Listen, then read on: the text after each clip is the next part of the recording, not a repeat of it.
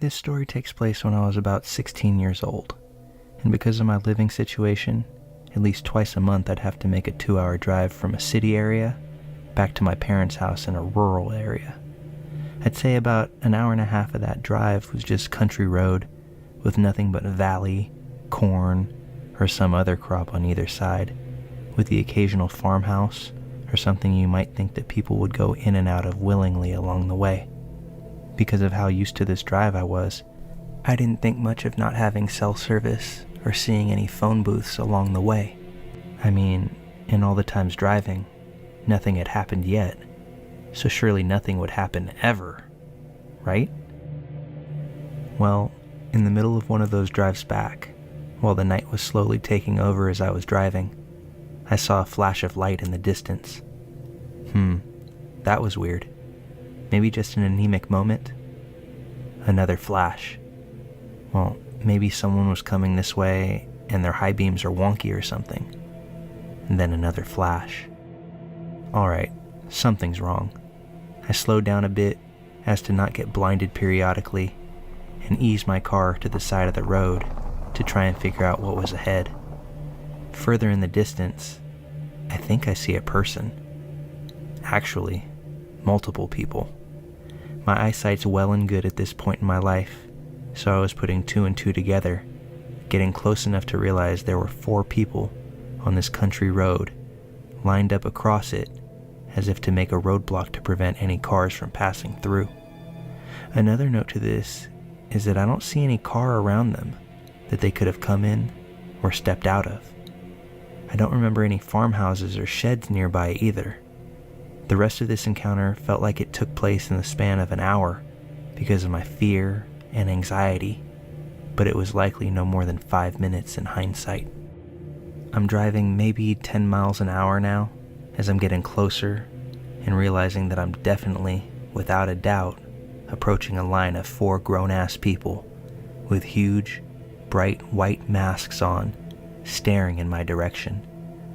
2 of them definitely have bats, or some other distinctly long blunt objects, and one person is holding something that the flashes are coming from. I've seen enough horror movies and heard enough stories about crimes on road like this to think that in this moment, I only have 2 options. Slow down and hope they eventually part ways around my car, running the risk that they could very well get the jump on me and my dinky car, or pick up the pace and disregard whether or not they'll have the chance to move out of the way when I potentially accelerate through them. I decided on the latter. I had no means to protect myself with other than a bat in the trunk of my own car, and at this time I was a young teen who could easily get knocked down with a solid slap because of my build, and my car was trash enough to where if I stopped, I wouldn't doubt that someone could break in with ease. Now, hearing gravel and dirt kick up from under my tires, I was more freaked out at the potential that I could drive myself off the road, along with taking out some strangers, who I'm now dead certain are carrying bats as I accelerate towards them. I'm properly freaking out, but I've accepted that this was the decision that I made. I accelerated more, and thankfully the 2 that were directly in my way lunged out of the way just in time not to get hit. I stop accelerating to catch my breath, as if I needed to, and see them in my rearview mirror.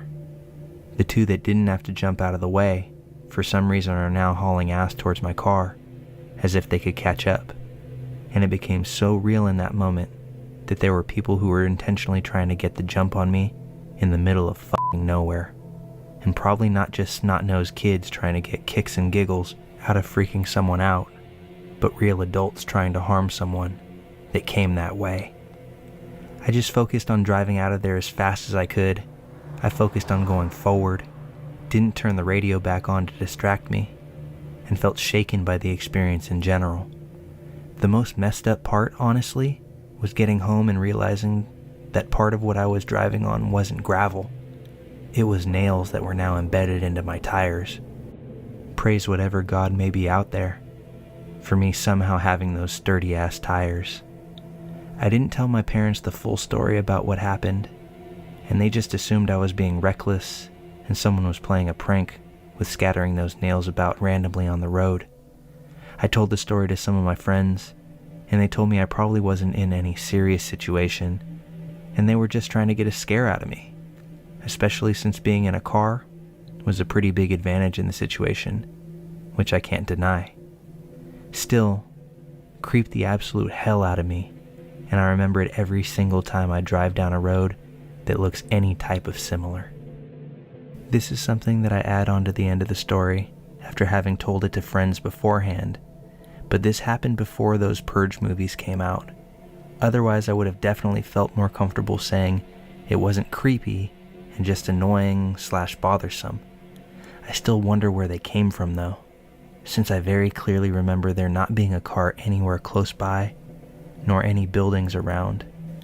I know that this experience was mostly in a car, but because of the proximity and near intimate relation between my car and an external human's body, it definitely felt like a personal creepy encounter, and I'll stand by that much.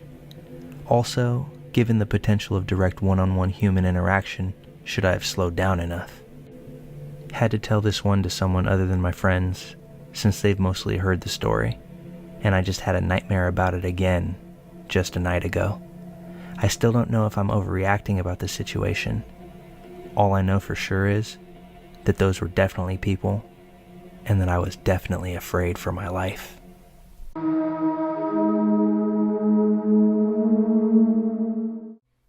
This happened a couple years ago now, and there really isn't much to this story, but I often find myself wondering just what could have happened. One night, me and the missus were at a pub having a couple drinks semi-close to where we lived.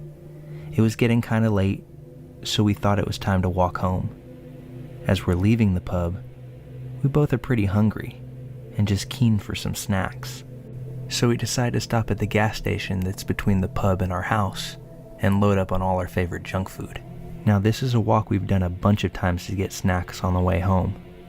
But this time, about halfway there, something happens. We're walking alongside of the road when we hear a crunching of footsteps behind us. As we both turn over our shoulders to take a look, there's a man about 50 yards behind us. In another situation, this man might be nondescript, but he stood out like a sore thumb while walking behind us in the manner that he was. No older than 30 or 40 at the most. His face looked withered though, especially in the pale light of the night. His gait was elongated and seemed just unnatural. Either way, we weren't going to stick around to pass judgment, and we just decided to press on. But as we turned back around, we started to hear his steps get louder and louder.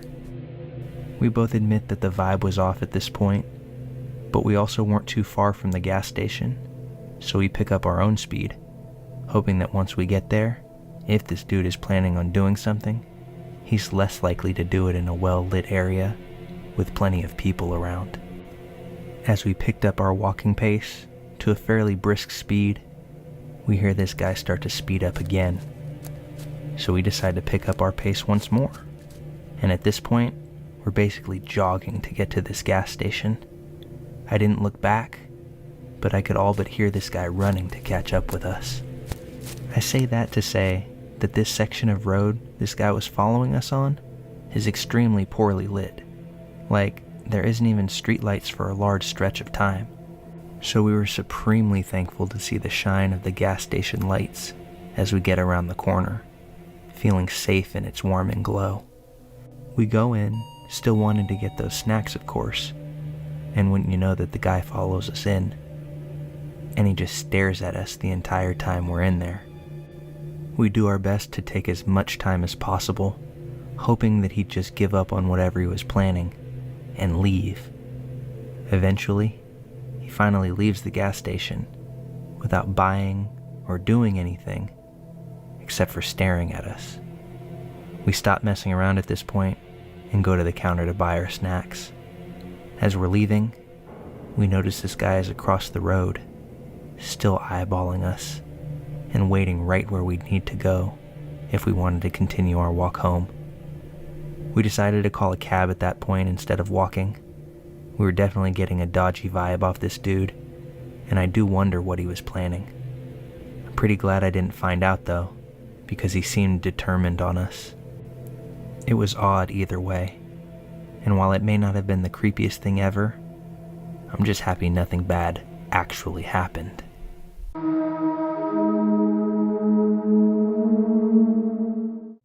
A few months ago, I was driving home from a friend's house at about midnight. I was heading down a small one-way street that is pretty much always dead after business hours, not paying much attention because this was the road that I drove down regularly and felt pretty comfortable on it, when a very thin woman with scraggly gray hair, maybe in her 50s or 60s, that I hadn't immediately noticed on the sidewalk, suddenly walked into the road right in front of my car.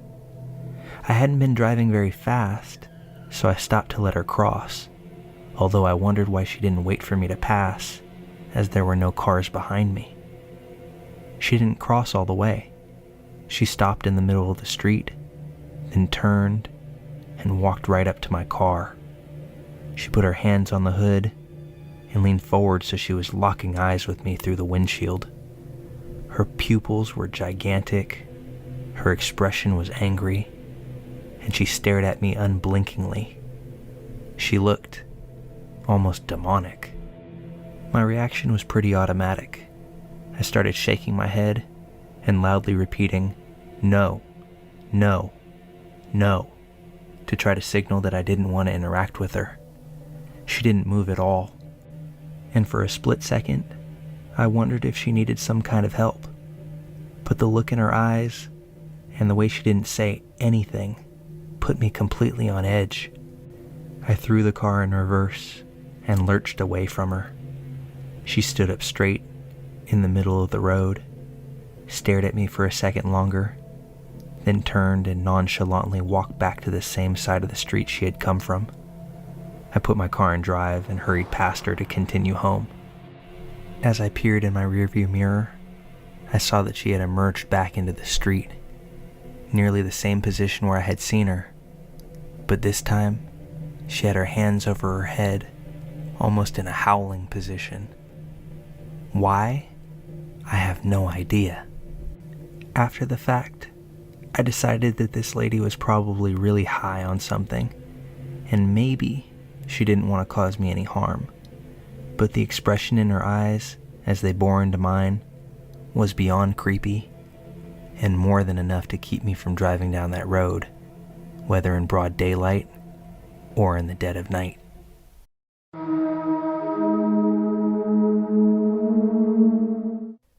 I live in a city located in a valley with a lot of smaller towns up in the hills and mountains around, so it's part of the local culture for teenagers and young adults to visit these smaller areas during the winter to drink, smoke weed, and hang out with their friends. My uncle bought a house in one of these areas, so eventually I decided to get the keys and spend a weekend there with 5 of my closest friends. The house has 2 big bedrooms with 3 beds in each and a lot of extra mattresses. At night, we decided at some point to go back inside and just chill watching TV. But since the living room had no sofas yet, we brought some mattresses from the bedrooms and just used them to hang out on. One of my friends, Victor, decided to go out to smoke, and after some minutes, we hear someone knocking at the window just behind us. Everyone got scared for a second, but looked at the window and said things like, "Oh shit, it's just Victor." But since we're sitting around on the mattresses close to the ground, it wasn't easy to clearly see who was at the window. And since the person just stood there, looking straight at one of the girls, I got up to check. I saw a man who somehow looked a lot like my friend, but a bit more fat and older than him. As I came to the conclusion that it was a stranger, I froze while looking at him, and he looking back at me. When I said to my friends, "It's not Victor," everyone else also froze and looked at me waiting for a reaction. But all I could think was to ask what he wanted. He just stood there for a second and asked, "Hey, there's a bar nearby, and we need a drummer to play with our band. Is any of your friends a drummer by chance?" Which, weirdly enough, I am. But I just told him no, and after some extra long seconds of staring at us, he left. My friend came back, and we made fun of the situation, making jokes on how it was him messing with us, etc. Later, most of the group decided to sleep in one bedroom and leave the second for me and one of the girls since they saw us kissing earlier. We all go to bed, but some hours later, I wake up to the girl shaking me in horror and whispering that she heard something coming from the kitchen.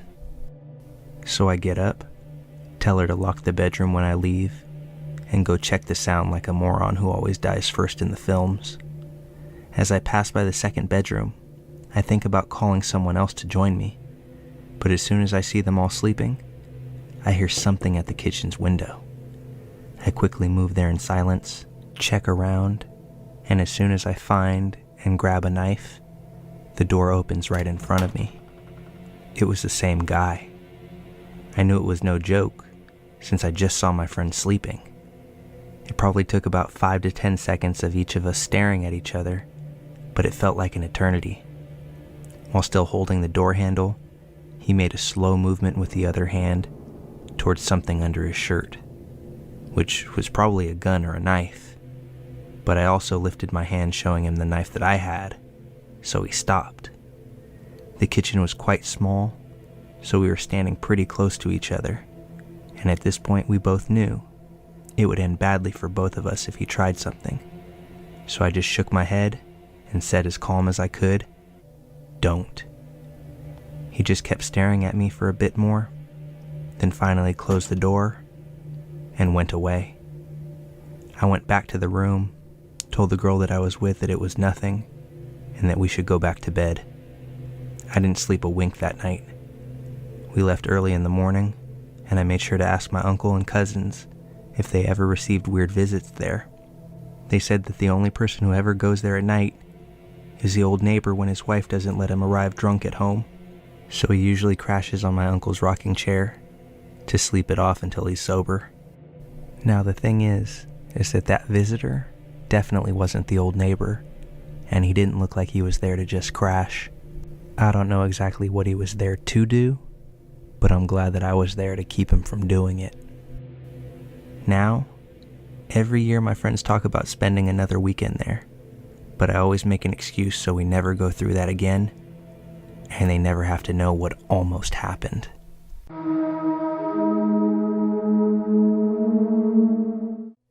To give a little context to this story, I used to work at an apartment complex. As a result, I've had my fair share of creepy encounters. Most residents keep to themselves and don't cause issues. I'd say about 95% of them, but the other 5% took up almost all of my time. Isaac was one of the 5%. When he first rented his apartment, he definitely had stoner vibes about him, but he was nice enough and passed his background check. Almost immediately, however, he started causing issues. The lady next door complained she could smell his smoke constantly. The guy downstairs complained he could hear his stereo at all hours of the day and night. Another resident accused him of following him home one night. The police were regularly there breaking up fights between he and his girlfriends. We caught him hiding 2 large dogs in his apartment, and he regularly let them run loose, which ultimately resulted in another dog and 2 people being attacked. He accidentally discharged a gun in his apartment once. Needless to say, he caused a lot of issues. At first, he was very apologetic and said he would make an effort to remedy the problems himself. But things kept getting worse, and after a year of weekly calls or notices from the office, he eventually became very standoffish. One morning, I received a call from Isaac, letting me know that he'd broken up with one of his girlfriends, and she just wouldn't leave the apartment. He asked me to personally come up and remove her. I'm a small woman, so even if I wanted to take the risk, I physically wouldn't be capable of wrestling an angry woman out of his apartment. I suggested that he call the police. He then asked if I could make a maintenance man come up to remove her. I offered to call the police on his behalf, but Isaac said he didn't want to involve them and hung up on me. A few hours later, Isaac came down to the office with a jump drive and said that he needed to print out a 60-plus page document. Residents weren't technically allowed to use our office printer, but on the rare occasion someone asked to, I usually didn't say no. It was an easy way to build up good rapport after all. But between Isaac becoming such a problem tenant and how large his document was, I told him I couldn't print it. I gave the excuse that our paper, toner, print history was monitored, and we would get in trouble for printing such a large document out for him. Not liking my answer, he started screaming about how it was bullshit. He accused me of being useless, bringing up my refusal to fight his ex, and power tripping, calling me a fucking bitch multiple times, and said someone needed to bring me down a peg. I was pretty over him at this point, and told him that if he was going to behave like a child, that he needed to leave. He told me I couldn't make him. Bluntly, I told him he would leave, or I'd call the police and have him removed. I also told him that I would ban him from the office going forward. Normally, I tried to kill the residents with kindness, but his lease was ending in a week, and I just didn't care anymore. My threat seemed to work. He angrily knocked my pen holder over, then slammed both doors hard as he left. The following morning, a cop was waiting for me when I got to work. He asked if Isaac was a resident, and I confirmed that he was. The officer explained that the body of a teen had been discovered the day before, and Isaac was their prime suspect. He was the last person to text the kid, asking him to meet where his body was found shortly after the message. The police believed that Isaac had been paid to kill him. Based on the timing of the text and when the boy was discovered, Isaac would have had to have left my office and gone directly there. Ultimately, the police wanted to use Isaac's move-out day as an opportunity to try and catch him. To nobody's surprise, he didn't show up. When I walked his apartment to inspect for damage, and there was a lot, I found a bank receipt from the day of the murder. Someone had wired him $17,000. I thankfully never saw Isaac again. I do know a few things though. First, he was caught a few months later in another country, and now he's serving time in prison. And secondly, he's gonna have a hell of a time trying to pass a background check anytime in the future.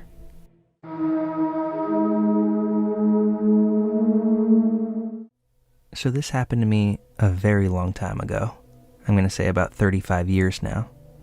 But it was definitely creepy then, especially when you add in what happened years later. I was in my early 20s and living at home while attending graduate school. I was dropped off home at night after a date with a man who later became my husband. My parents were in the living room with my older brother Eric, and I went upstairs to hang out with my two younger sisters, Sarah and Laura, in the room that they shared. The three of us, I'm sure, were talking about my date and other sister gossip, when suddenly there was a thump-like noise at the window. Sarah and I heard the noise, but didn't really pay attention to it. But Laura was closer to the window and walked up to it and opened the blinds. Suddenly, she screamed, and when Sarah looked at her and the window, we saw why. Staring back at us through the window was a man's face, on the second floor of the house, no less. Seeing this man, Sarah and I both screamed as well, and the three of us ran out of the room and sprinted downstairs, screaming that there was a man in our window. My dad immediately ran outside, alone, because my brother had some leg injury and was in a brace or a cast and was unable to join him. After a few minutes, my dad came back in and told us he didn't see the man or anyone at all, but there was a ladder laying on its side right under my sister's bedroom window. My dad called the police, who came pretty quickly and searched the area themselves. They didn't find much, though they did notice footprints leading into the woods behind our backyard. Unfortunately, they really couldn't do anything else to find the guy, though they did patrol the area for a while. Since it all happened so fast, and the three of us ran out of the room right away, we didn't get any sort of good look at the man. Not to mention, it was dark out. Thankfully, though, we never saw him again. However, about 15 years later, I'm now married and have 3 kids and live in a house not even 10 minutes away from the house that I grew up in. I work as a nurse in a hospital, and one day there was a horrible snowstorm. The roads were awful, and tons of cars were snowed in. Me and a coworker didn't feel safe driving, so we got a ride with another coworker whose husband was picking her up and had a nice van that was way better to drive in snow. Not far from my first coworker's house, we saw an older man, looking like he was in his late 60s, walking alone on the side of the road. Our driver pulled up and asked if he was okay. The man said his car was stuck in the snow, so he just decided to walk home since it was only about a mile away, if that. We nicely offered him a ride since it was so close, which he accepted. When asked where he lived, it ended up being the very same street that I grew up on. A bit of a ways down the road since it was a long one, but still effectively neighbors. I commented on this, saying how I grew up there and my parents sold the house a few years earlier. He asked which house exactly, and I told him. He looked at me and said, "You lived at... Wasn't that the house that had a man looking in the window?" Taken aback, I said that it was. He replied, "Oh yeah, I remember reading about that in the paper." The thing is, it was never in the newspaper, and this was something that I knew as fact. The man looking in our window was never in the newspaper, or on the news, or on the radio, or anything like that. My feeling is, this man was the peeping Tom. The man we were giving a ride home to was the same man who I saw staring into our window 15 years before. Now, obviously that could be considered quite the leap to make, but hear me out. First of all, it wasn't in the newspaper. That simply wasn't true. While it's possible this man simply misremembered how he heard about the story and assumed it was in the paper, I don't buy that for a minute. While it was extremely creepy and memorable to me and my family, was it really that memorable for a neighbor quite a few houses down to have it be the first thing he recalled about the house 15 years later? I don't think so. There wasn't any yelling or screaming outside of the house. There was no noise like a gunshot or fighting. The only thing that would be potentially memorable for a neighbor was the police being called. And even then, all they did was walk around. They didn't chase after the man or bang a door down.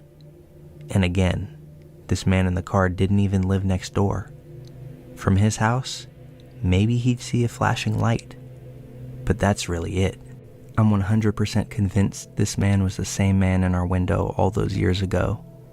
I think me saying that's where I lived at the time gave him some sick pleasure, remembering what he did, and he wanted to see my reaction.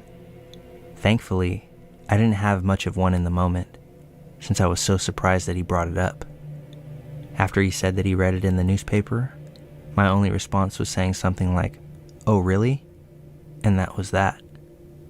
A minute or two later, we thankfully reached his house, and that was the last time that I ever saw that creepy man. I wish that I could say that I confronted him and pressed him for an answer, but I didn't. The thoughts I now have obviously didn't come to me in that very short window we were talking in the car, but after thinking about it later and talking to my parents, I was even more convinced. I asked my dad if he knew the guy at all, and all he knew was the guy's name and that he was married, at least at the time that we lived on the street together. Obviously, we couldn't exactly do anything about it. All these years later, it's something my siblings and I will occasionally talk about and even laugh about a little bit, like teasing my brother about being unable to go look for that guy, though it doesn't change the fact that it was genuinely a terrifying night. My sister Laura, who opened the blinds, was essentially face to face with him. Still to this day, she pins her curtains shut at night and refuses to look out windows after the sun has gone down. Telling this, over 35 years later, still gives me a bit of a chill, especially talking to that man 15 years later. If I'm right, and he was the creep, how often did he watch us through that window? Was this the only time, or just the final time? I won't say I'm happy he's no longer alive, since, as sure as I am, I can't really know it was him for a fact. but I certainly don't feel sad about it either.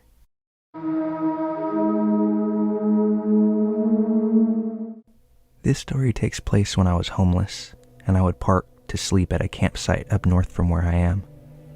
This night, I pulled in, parked, fed the cats, and started to cook and relax with my boyfriend. We had been there no longer than 20 minutes, when out of nowhere, flashlights appeared in our faces. 4 of them, all looking into the windows. I had assumed that it was park rangers going to ask me to move since the campsite was technically closed. I rolled down my window a bit and asked what was up, but apparently it was a family of 4, also parked and camping. They had a fire going and a dog, so I figured things were okay here, but there was a really weird feeling about it. We both ignored that feeling. My boyfriend decided to try and befriend them, so we got out to chat.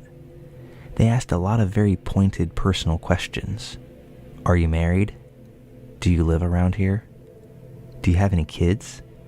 But instead of the adults speaking, it was their 2 kids asking all of the questions. They spoke like adults, which made me assume maybe trauma was a real part of their lives. At some point though, the kids put themselves to bed, basically saying, "Mom, Dad, we're going to bed now." That really rubbed me the wrong way, but whatever, it just got worse from there. Once the kids retreated, the couple began talking about their converted truck that they lived in. Apparently, the kids shared a bed, and a key point that they made was that the van was soundproof. They really wanted to play with our cats, but no such luck. The husband and wife, I only remember the dude said his name was Scooter, which, really, started to try and separate me and my boyfriend by saying stuff like, "Let's walk to the river. Let's go look at the car." They were really interested in hearing about any injuries that we had, and at some point they started letting the fire go out and attempting to stand behind us a lot. That was pretty much enough for me. My boyfriend and I simultaneously stood up, leaving a few things behind, and got in the car. We started it up and just talked like, what the f***?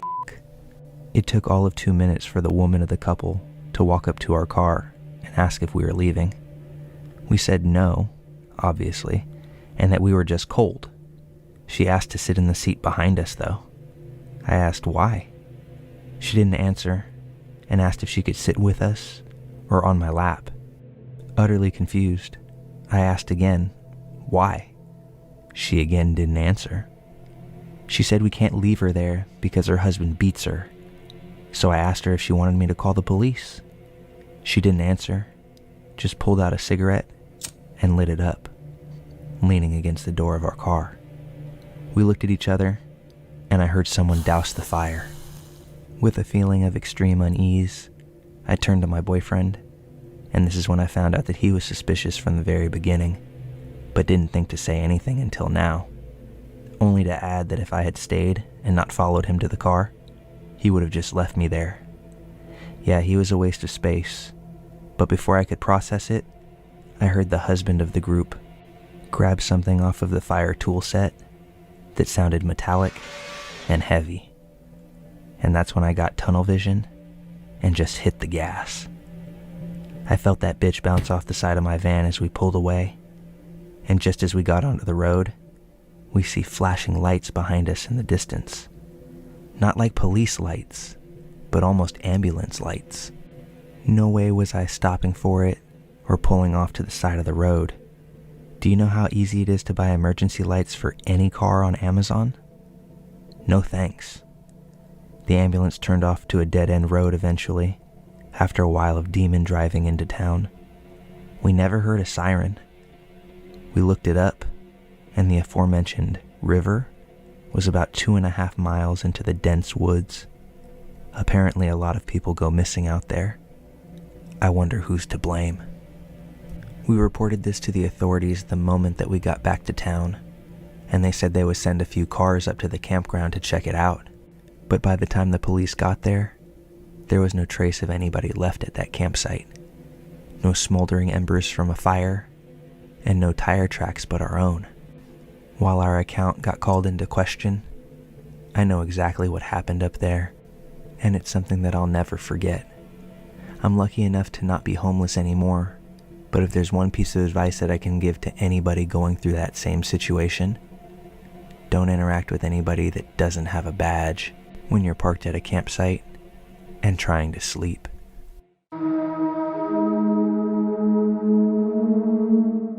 I'm a young female in my 20s, and this just happened to me about a week ago while I was on my way to school. I was taking my usual route when I got cut off by a guy who wasn't using his turn signal. I ended up having to slam on my brakes just to avoid a crash. I brushed it off though, because it wasn't that big of a deal to me. We both ended up in the left turning lane at a set of lights that has a green turn arrow at the same time that the regular light turns green. This set of lights was actually about 20 feet away from my school, and once I got through the light, I would have to immediately turn left into the parking lot. This is important for later.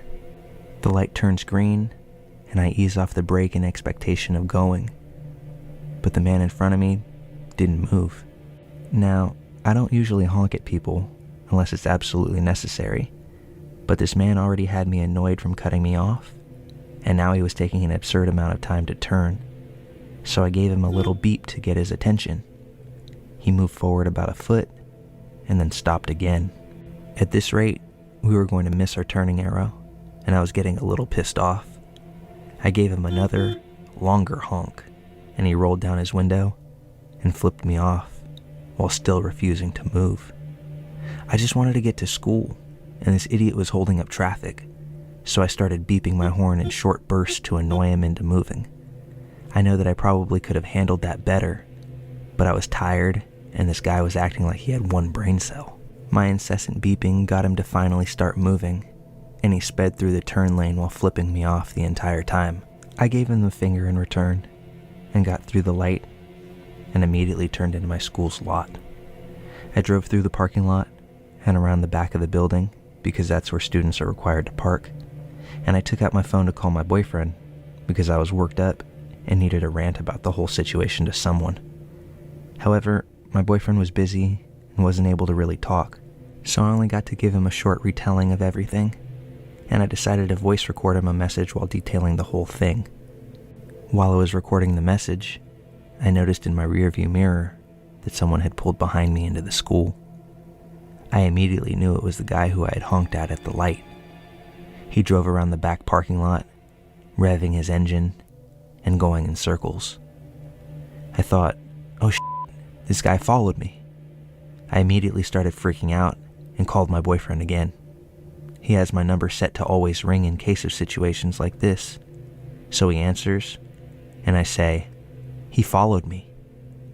My boyfriend tells me to immediately call the police. During this time, the guy in the car had pulled up directly beside my car, started honking at me the same way that I had honked at him, only keeping direct eye contact with me the entire time. He then began yelling and screaming about how I needed to show him respect and other incoherent things. To be honest, I was so scared that I could barely pay attention to what he was saying. I hung up with my boyfriend and immediately called 911. I showed this guy my phone in an attempt to display that I was dialing emergency services, and it seemed like he didn't care one bit.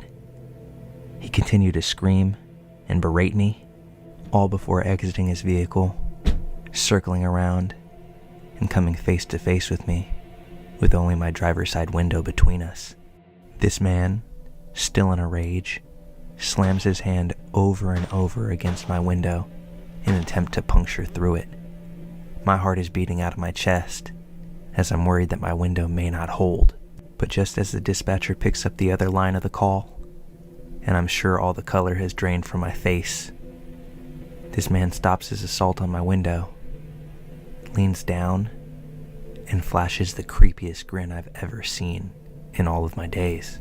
I can only assume that at this point, he was thoroughly content with how freaked out he had left me, because at this point, he stood straight up, strolled back around to the driver's side of his car, got in, stared at me a moment longer, and then casually waved as he drove off.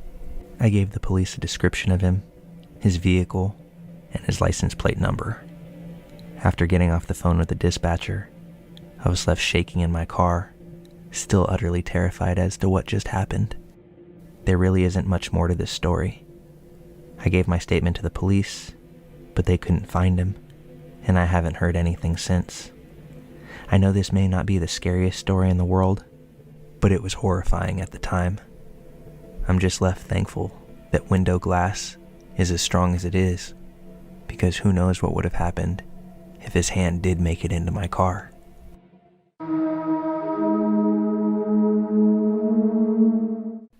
I had this experience years ago, but I always find myself wondering how differently things could have gone. I was around 17 or 18 at the time, and I had gone with a friend to a pub that wasn't so bothered with checking ID, so we had quite a few drinks. We left when the pub closed, and I walked my friend home. She lived about 5 minutes away from the pub.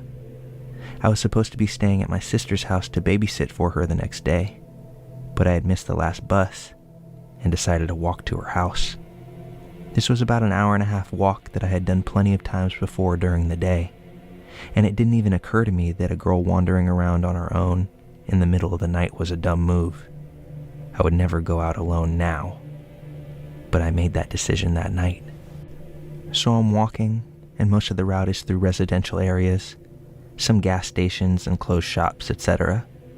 Around an hour or so into the walk, there's a 20-minute or so gap between one housing estate and the next. It's separated by a country lane with fields on either side. I know that this country lane is coming up, and as I'm getting closer and the alcohol is worn off, I'm starting to think that I'd made a stupid decision.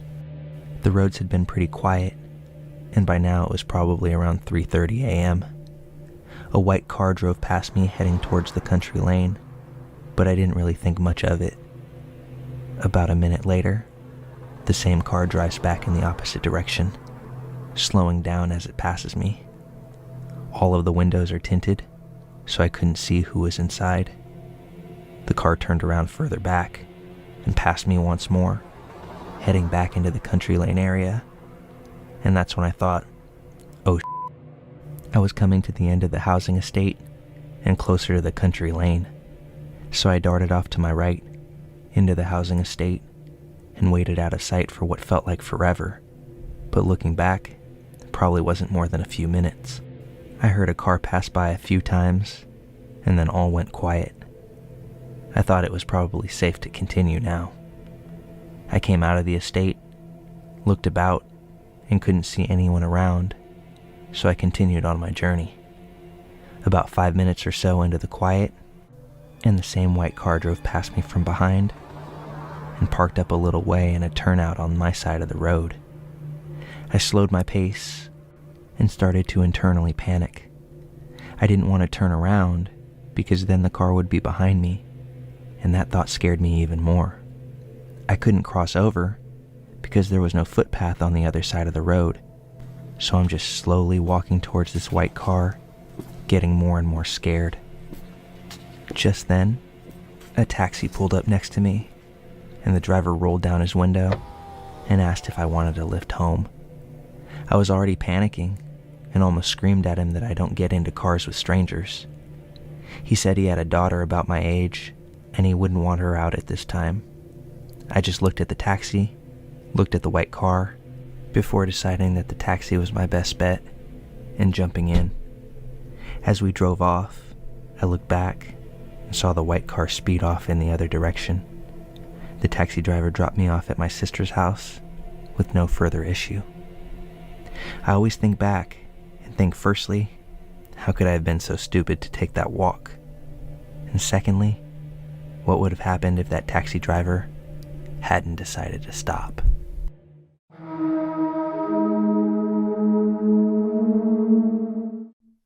In 2014, I moved to England from Canada to gain work, travel experience, and also to find myself.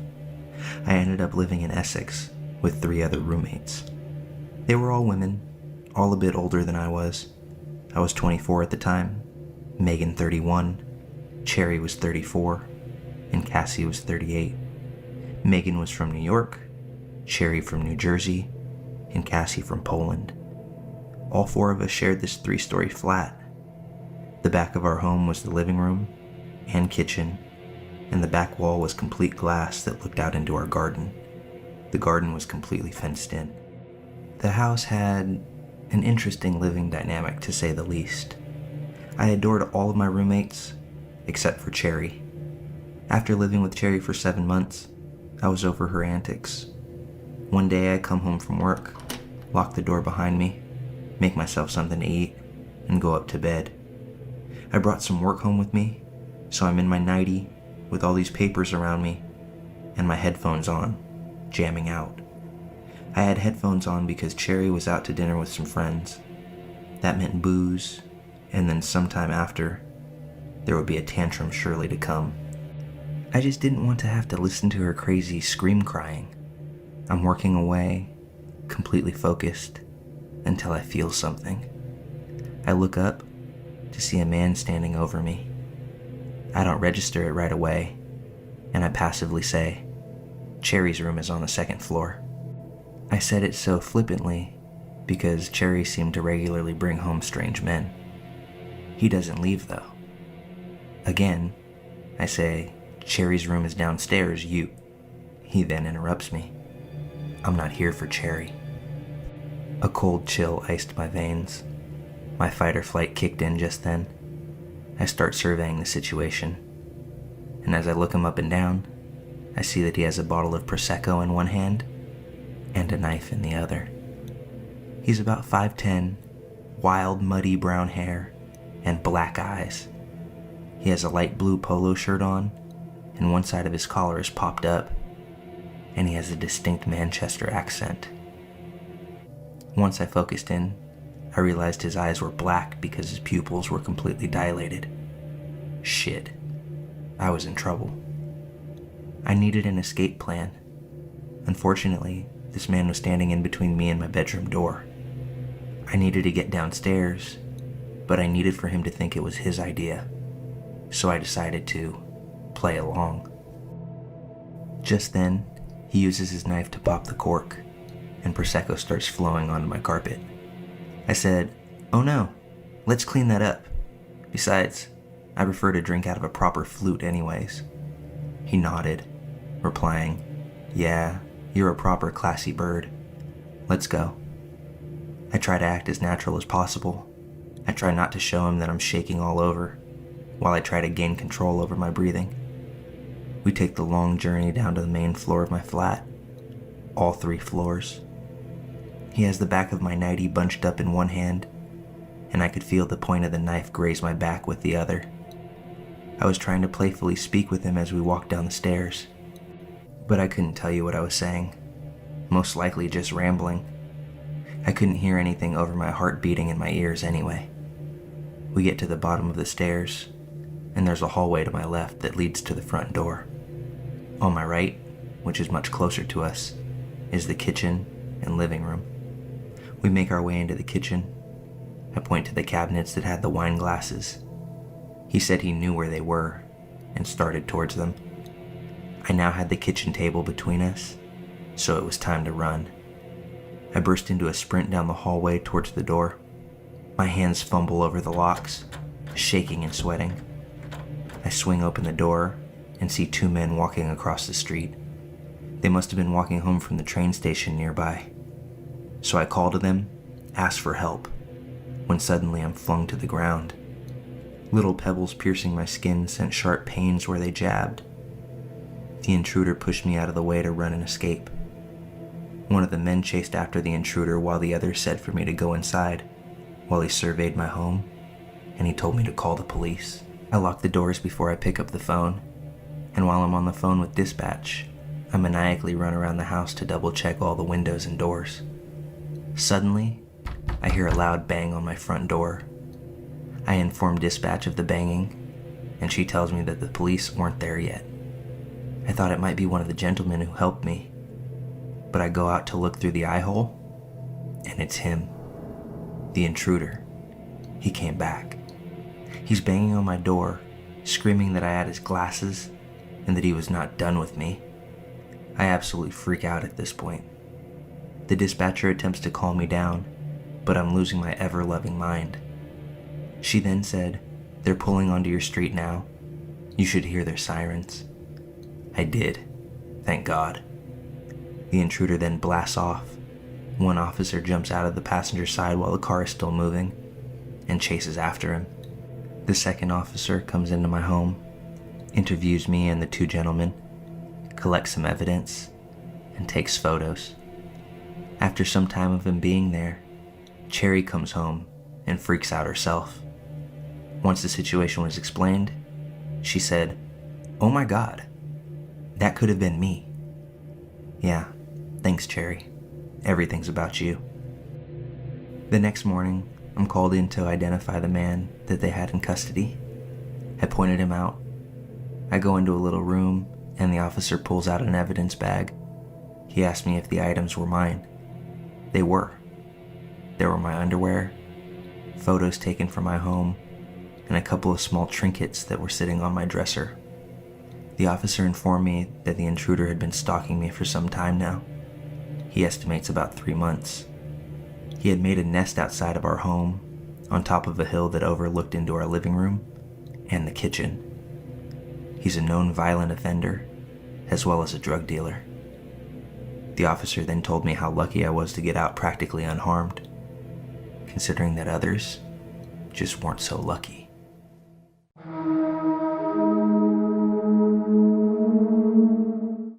My mother's dog, Punky, was a very sweet and gentle dog.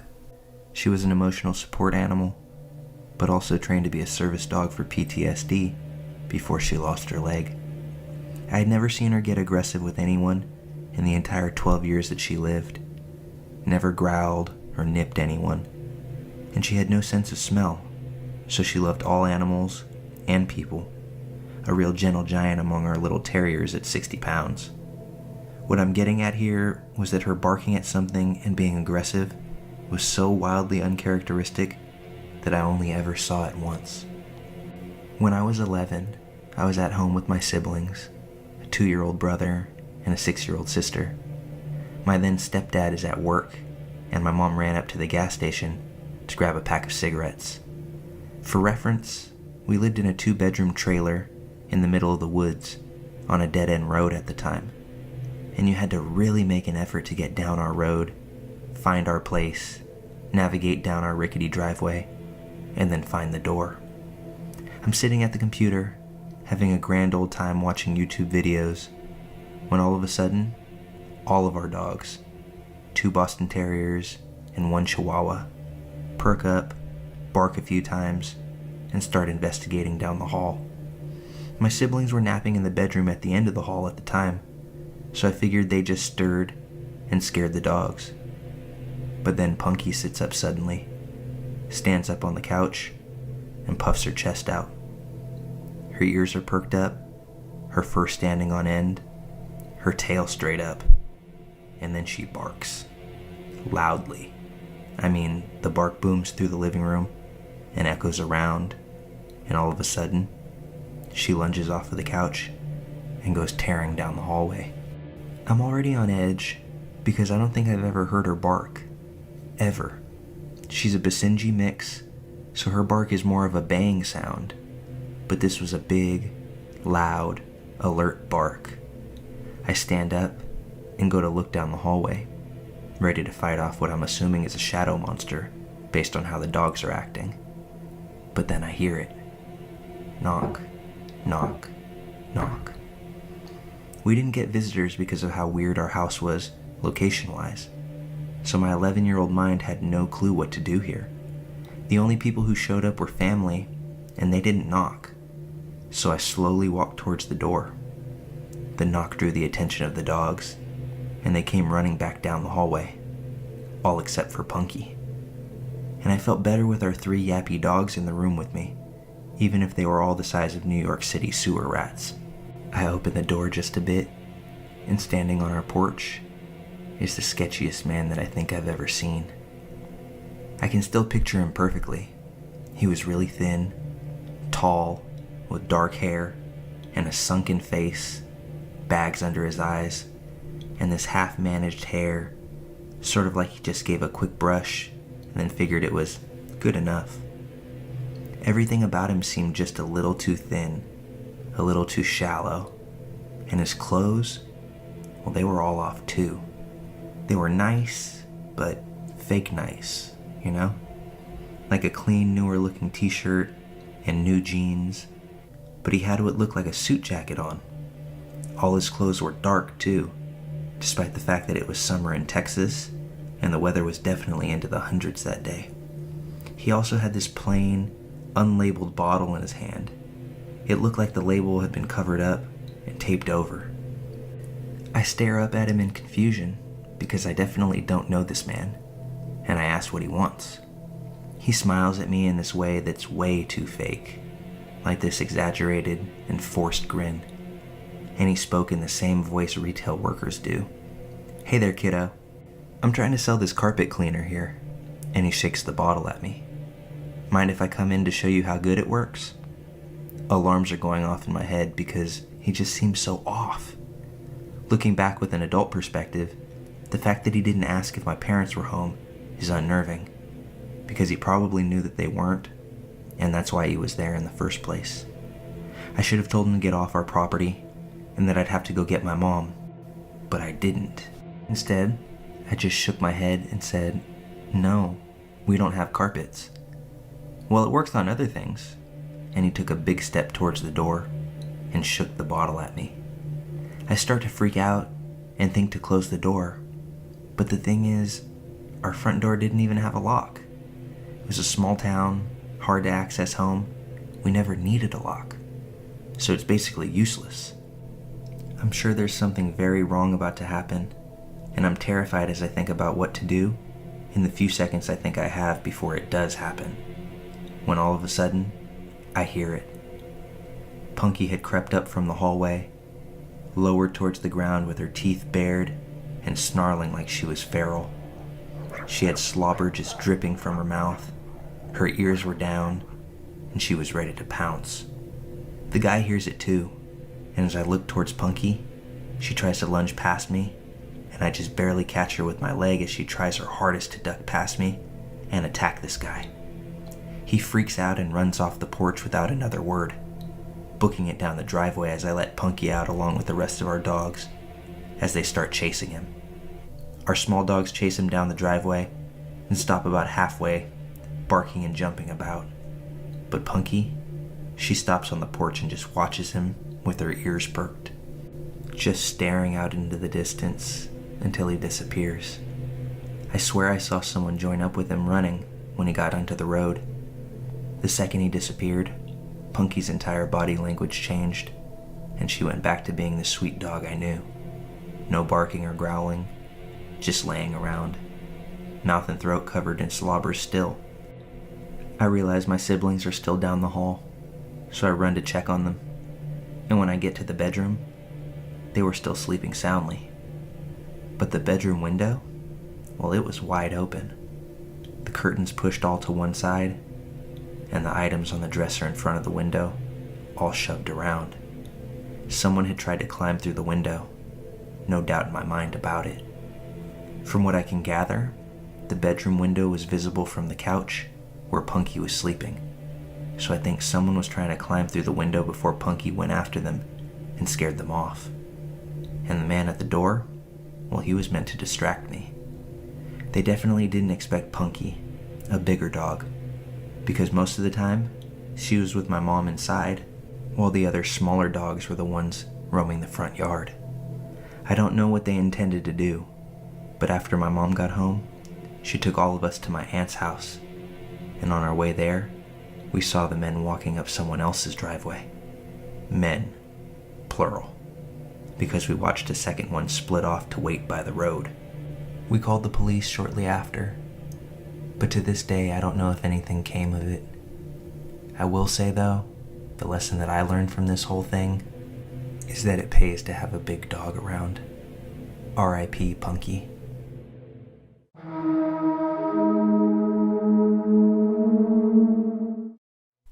I'm a 19-year-old French student, so please excuse my English.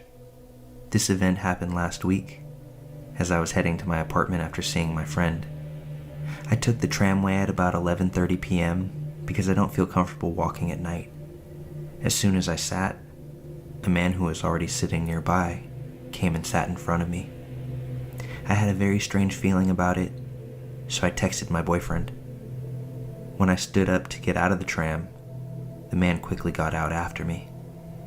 He was weirdly following me, but not walking behind me.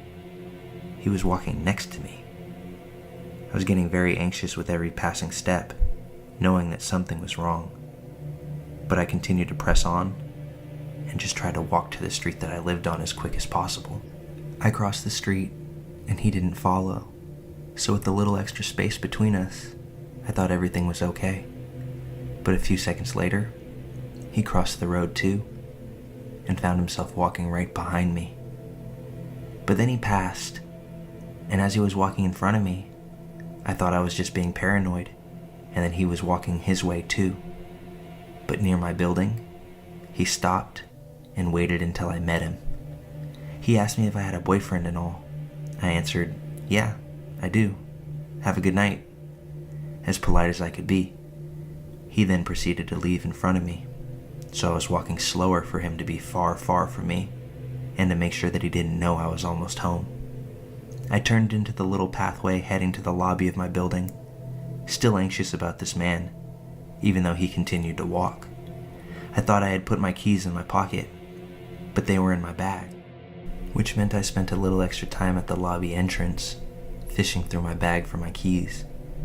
As I get them into my hand, I feel this strange feeling, and I peek behind myself to see that same man running up from behind me. I got the door open, flung myself in, and attempted to close the door as quickly as possible. He hit the door violently, with a horrific look on his face. That's when I knew that I was getting into real trouble. So without even thinking, I screamed as loud as I could, and I think that's what saved my life. As the man gained entrance, he ran towards me, pushed me hard to the ground, and started to choke me. I was so stunned because I wasn't prepared for such a violent assault. While he was choking me, I couldn't scream at all, or even breathe, and nobody was coming, so I really thought my time was up. I felt my light flickering away as I was staring into his bulging eyes, his staring into mine with pure hate. It's at this point that I believe I lost consciousness. I'm not sure for how long, but it felt like an eternity. When I opened my eyes again, he had just ran out. I had the wife of the caretaker of the building right beside me. The caretaker himself was chasing after the man, but didn't manage to get him. He came back and called the police, and they caught the man within 10 minutes thanks to our description.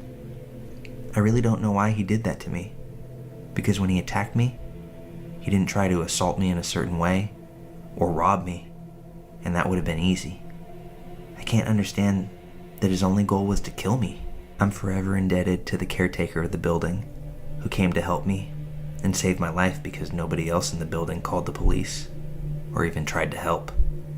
The man was judged 3 days later and is in jail now, although he denies every account, even though me, the caretaker, both identified him, and there's video of him following me home. I hope he sits in jail for a long, long time. My worst fear is that he gets out and tries this again with somebody else, and that he successfully extinguishes their life.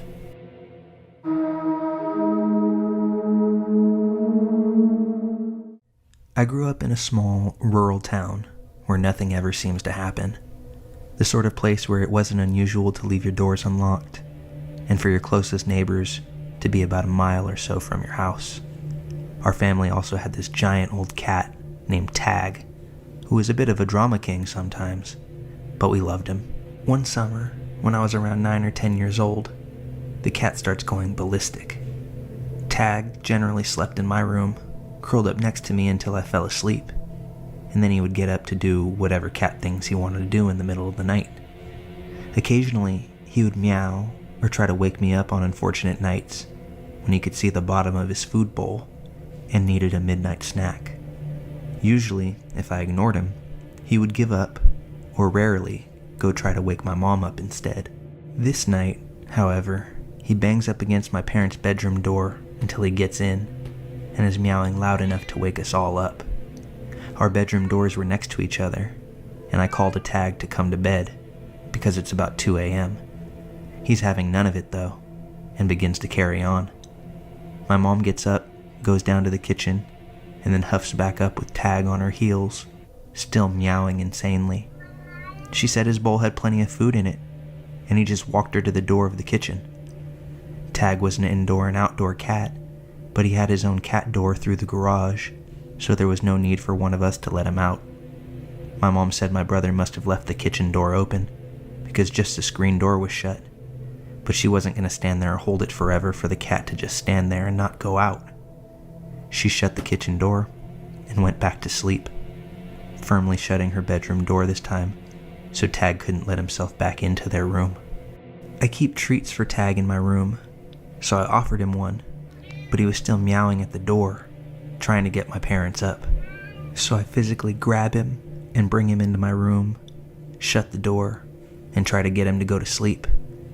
I lay in bed trying to get myself back to sleep, and Tag meows at my door wanting back out. I finally open my door, and he bolts back downstairs towards the kitchen. And that's when I heard what sounded like a door slamming.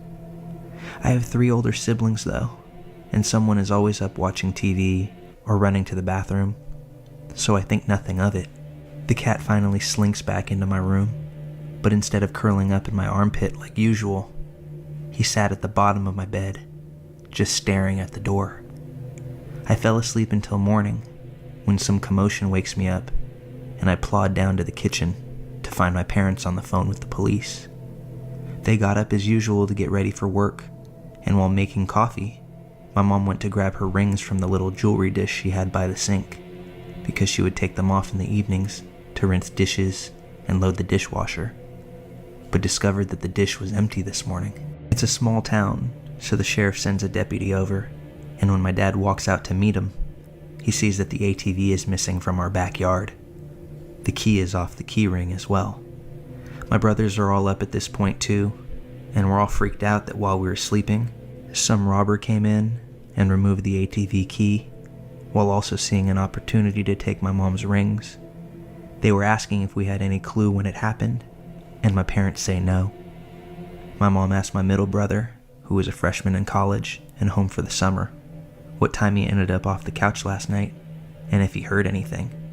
He said that he went to bed at 10 or 11 and asked what she meant, as his bedroom was in the basement, and he wouldn't have heard anything in the kitchen. She looked at him puzzled, saying, "But you were in the living room when I went to feed the cat and then shut the door that you left open. I told you not to sleep on my couch and go to your bed as I went back upstairs." He told my mom that he was in the basement since dinner that night and never went out or came upstairs again. She goes white and realizes that the cat must have been trying to warn us when someone had entered the house. We only realized later that the robber dove onto the couch and covered up to hide when my mom went downstairs, and then exited once she went back to bed.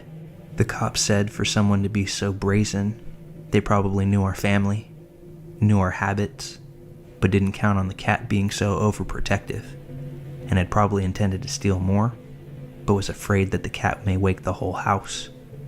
It's been over 20 years since this happened, and the robber was never caught, but it's unnerving to think it was probably someone who had been to our home before, as a friend.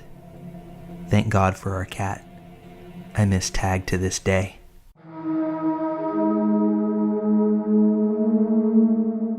Before I start this story, I just have to say, man, I'm old. Years ago, let's say in the mid-1990s, I worked as a woodland firefighter while in the Army Reserves. I worked as a spotter. Basically, I was stationed in a giant fire tower in the middle of a national park. My job was just as it sounds. I would use binoculars and look out for fire, smoke, and other telltale signs of fire. My nearest compadre was about 5 miles or so from me. My days consisted of working my shift, taking long walks around the fire tower, being on the lookout for anyone who might be having illegal fires, looking out for wildlife, and staying afoot of bears and wolves. The way our shifts worked back then was 1 week on, 1 week off. We pretty much did everything in those towers. We'd sleep there, cook our food there, eat there, do our rounds, and even shower and bathe there. One day, I came across an illegal bear trap. I had several ranger friends, so I knew to safely set off the trap and then pick it up to take to the ranger station on one of my treks out for food in my Jeep. Poaching is illegal in the park, and it carried a big fine, even back then, plus some jail time. But it didn't stop the poachers from trying. I heard rifle shots and headed back for my fire tower. We did have a rifle in the tower to be used just in cases of emergencies. Just a few months back, a fellow spotter had been mauled to death by a grizzly, so each tower had been outfitted with a rifle. I looked with my binoculars, but didn't see anything out of the ordinary. I radioed my coworker Ben, an older guy in the adjacent tower. He hadn't heard anything today, but had come across a few traps himself. That night, after a dinner of franks and beans and toast, I was riding to my future wife when I heard a rumbling of a truck. Thinking it may be Ben, occasionally he made the trek over. We would crack open a soda and chew the fat for a bit. Instead, I saw 4 men with rifles get out of the truck. One looked around and leaned up against the truck while the other 3 grabbed traps and began to set them up. I grabbed the rifle and my lantern and headed down the stairs. I was only 21, a farmer's son from a rural Virginia farming town. I was naive. I should have called it in to the Rangers, but instead, I thought I could talk some sense into these 4 dangerous men. I barely got a, "Hey, how you doing?" out of my mouth before I was roughly shoved by rough hands. My lantern fell, and I heard it crack. The rifle I had was kicked away from me, and I felt the breath leave my chest when I was violently kicked in the stomach. I had barely caught my breath when I was grabbed by 2 of the men, lifted up, and shoved forward into the woods. It seemed like we walked for miles, but in reality, it was probably only a fraction of a mile. However, I noticed that there were no sounds. In the forest, it's rarely silent. It's a cacophony of sounds, even at night. Owls, wolves, crickets. But on this night, nothing. Suddenly, I was shoved onto my knees, and I felt hot tears begin to well up. I thought of my parents, my little sister and brother, and my fiancé who were back home in Virginia. I heard the rack of a gun, and I shut my eyes and prayed. Suddenly, the night erupted. It was the sounds of sirens, those of forest rangers, and behind them, in his pickup, Ben, who had tried to radio me.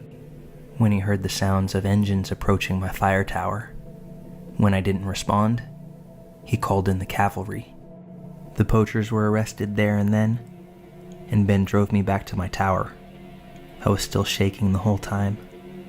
He didn't lay into me for not following procedure. He just said, "That was close, kid."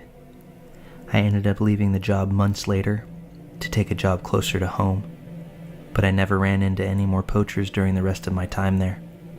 I kept in contact with Ben for a while, sent him a wedding invite, and then a photo of my firstborn son in 1997. However, as time usually does, we lost track of one another. And by the time I Googled him a few years back, I learned that he passed away a few seasons prior. He was 82. It still sucks to this day that I couldn't give Ben a proper goodbye, especially seeing as that's the man that rescued me from my first and only run-in with poachers.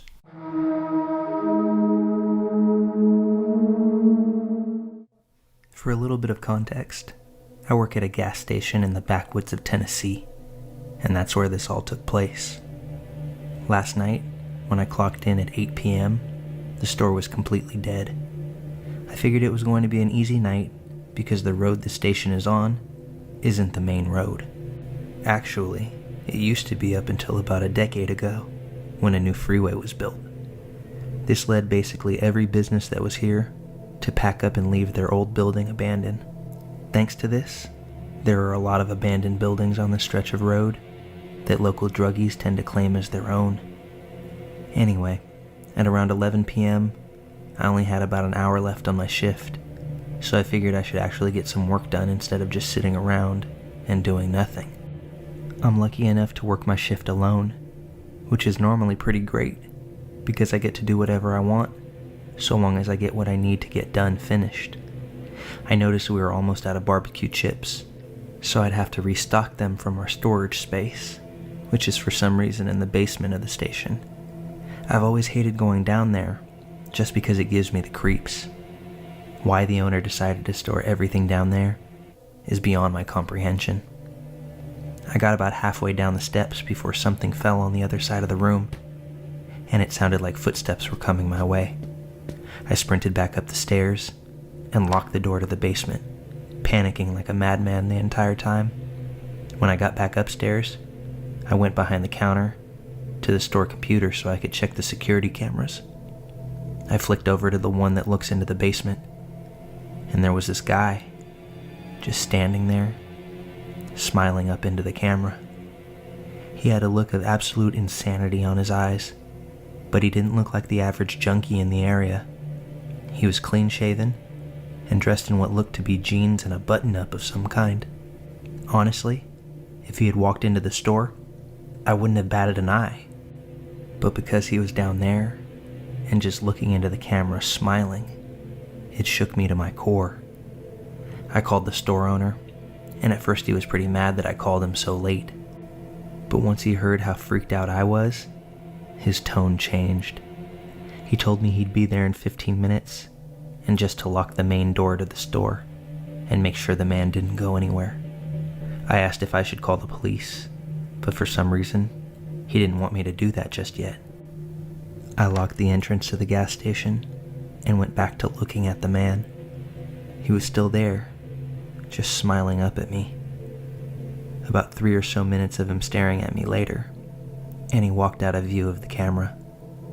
My boss showed up soon after, armed with a shotgun. And when I let him in, he immediately went to the basement. I went with him just because I felt safe with there being another person there. But we found nothing. There was a spilled box on the ground, lying opposite from the main entrance, but there was no sign of a person. And the only other exit down there didn't look like it had been tampered with in years. My boss ultimately chalked this up to me being tired and hallucinating the man. But I know what I saw. This has me scared shitless as I clock back into work in a few hours, and I'm absolutely dreading it. I don't know who that man was, how he got down there, or how he left, but I do know this. I'm gonna keep one eye on that security camera all shift.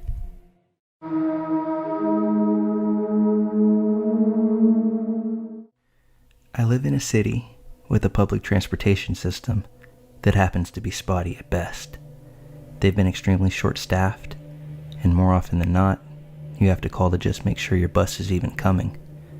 On weekdays, during business hours, the public transit operator will order a lift for you to get to work if your bus isn't showing up, or if they're short a driver. Tuesday, I'm at the bus stop after checking multiple times if my bus is coming, only to find out that it wasn't. They ordered me a lift, and this nice, older gentleman was my driver. We had casual conversation, and he started to ask me personal questions. I'm a bartender, and I'm super friendly already, so I didn't think his questions were ill-intentioned. I told him that I'm not married, and that I'm pretty much a loner. I basically go to work and go home and spend time with my family. He then says, "I'd marry you in a heartbeat." Again, I'm just thinking he's being funny or nice. I asked him to drop me at the downtown grocery store so I could pick up some things I needed for work. When we stop, he said that he was only joking, that he's married, and has a son my age. He asked if I was interested in maybe meeting him. Since I have a terrible track record, I figured it wouldn't hurt meeting someone out of my circle and comfort zone. So I gave the man my number, and we parted ways. The next morning, he texts me and asks if I need a ride to work. I told him that he didn't have to do that, and I was sure my bus was running. He said it would be his pleasure, and he'd pick me up at my house at 3. Then about an hour later, he asked if I wanted to have lunch with him before work. I told him that I was busy and that I couldn't do that. He said, "Okay, see you at 3 then." He shows up at 3 and lets me know that he's outside. While I'm finishing getting my things together, I open the door and he's starting to walk up the stairs to my house. I told him that I was ready and we could head downtown now. When I get in the back seat, he turns around and says that he has a confession for me. He told me from the time that I took my mask off, his heart danced like a butterfly. He said that he hasn't been able to stop thinking about me since the day before, and that he'd love to spend time with me, and that he'd even pay me for my time if I spent the day with him. That's when I started to feel super uncomfortable with the situation. The whole ride was making me cringe, but I felt like it was better to play along and be nice than to freak out. He continued on the entire ride about how he loved me at first sight and wanted to make me his Lebanese queen. As we got closer to downtown, I started to feel relief. He dropped me off at my hotel and said that he'd see me tomorrow. That evening at work, I checked my phone after a busy happy hour, and he's texted me a few times. He sent me a picture of the hotel and said that he'd wait for me to get off to give me a ride home. I told him that I already had one, but thank you anyway. Well, Thursday morning, and I'm out running errands with my mom and sister. He texts me again and asks how early he can pick me up because he can't stop thinking about me. I asked him to please stop at that point and that I was with family.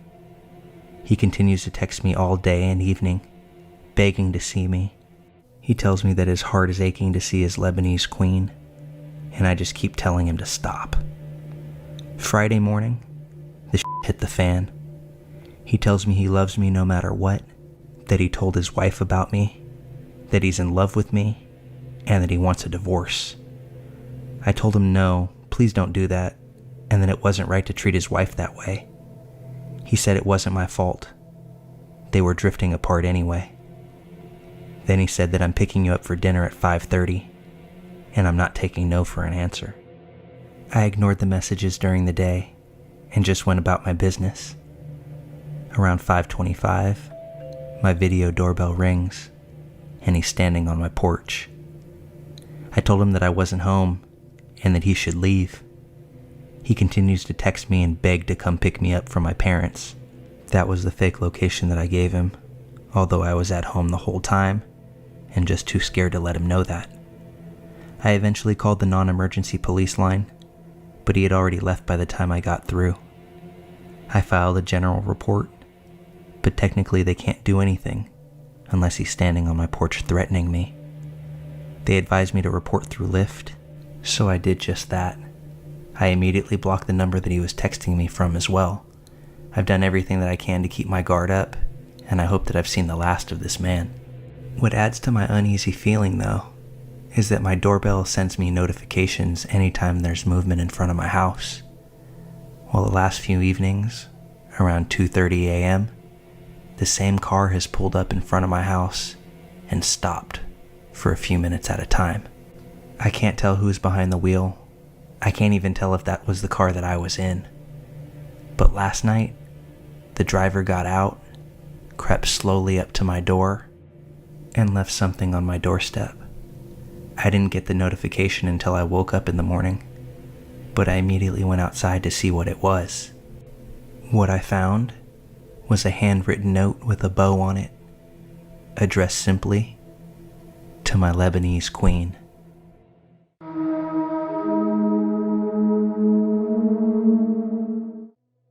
Okay, I should start this story by giving a bit of background so that you understand the situation a bit better.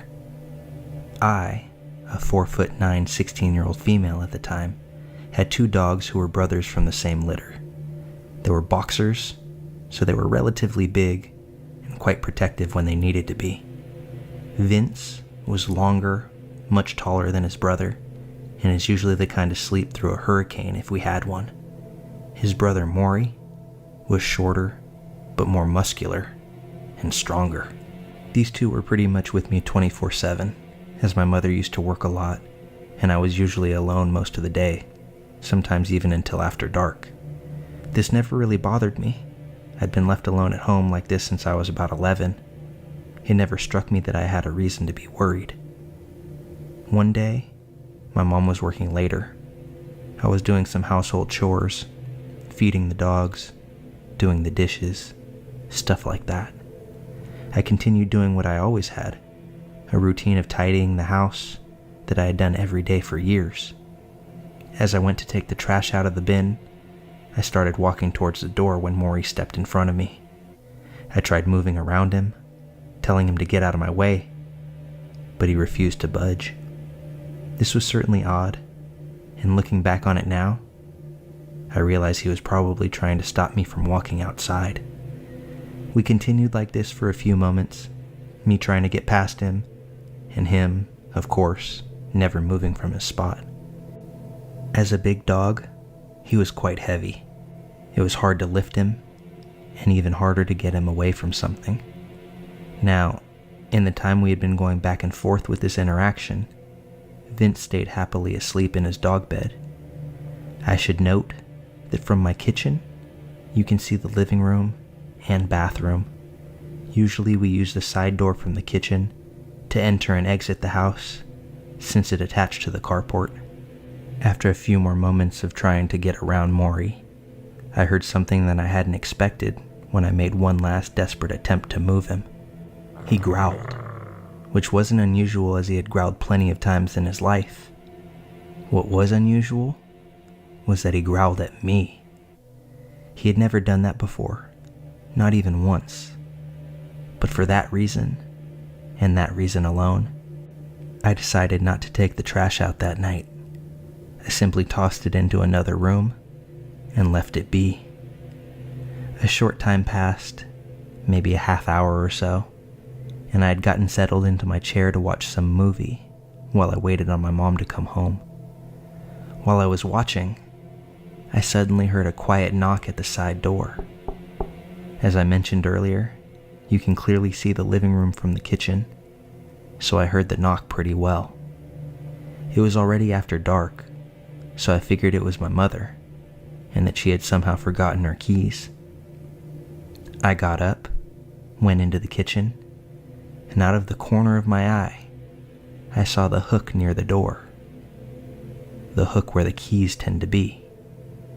To some people, that's not a big deal, but to me, it meant that the person knocking on my door was in fact not my mother. My mom is a bit of a routine-obsessed person, so if she actually had forgotten her keys, they would most definitely be on that hook. I took a breath, preparing myself to just not answer the door, or if they didn't leave, to tell them that I wasn't interested in whatever they were selling or whatever they were doing. Thinking about it now, I really wish I hadn't even looked out that window of that door. I wish I had just sat back down, called my mom, and stayed out of sight. But of course, I walked in front of the door and immediately came face to face with a figure on the other side of that window. Now it was really dark outside, with just my neighbor's light shining from his porch, so I could only make out a couple of things on this guy. He was tall, me having to peer up at him through the window to look at his face. He had long hair that looked like a shadow over his shoulders in the dim light, but the only facial feature I could really see were his eyes. And God, I wish I hadn't seen them. I could see the spark of interest flare in them as he perked up when he saw me. They were wide and staring down right at me. He took a step towards my door, stepping up on the first two of the steps. I heard him say something along the lines of, "My car broke down nearby. Can I come in and use your phone?" Immediately, I thought of every bad thing that I had ever heard happening to a teenager home alone and tried to compose my nerves. I'm not sure what it was, but something, everything, told me not to trust this man. I shouted back a quick no and an apology, hoping that he was telling the truth, and would just go to the next house over. But he didn't. Instead, he simply said it again, quite a bit louder this time.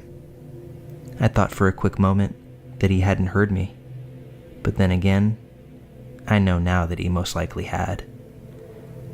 So instead, I became a bit more confident and said, "I'm sorry, I can't help you.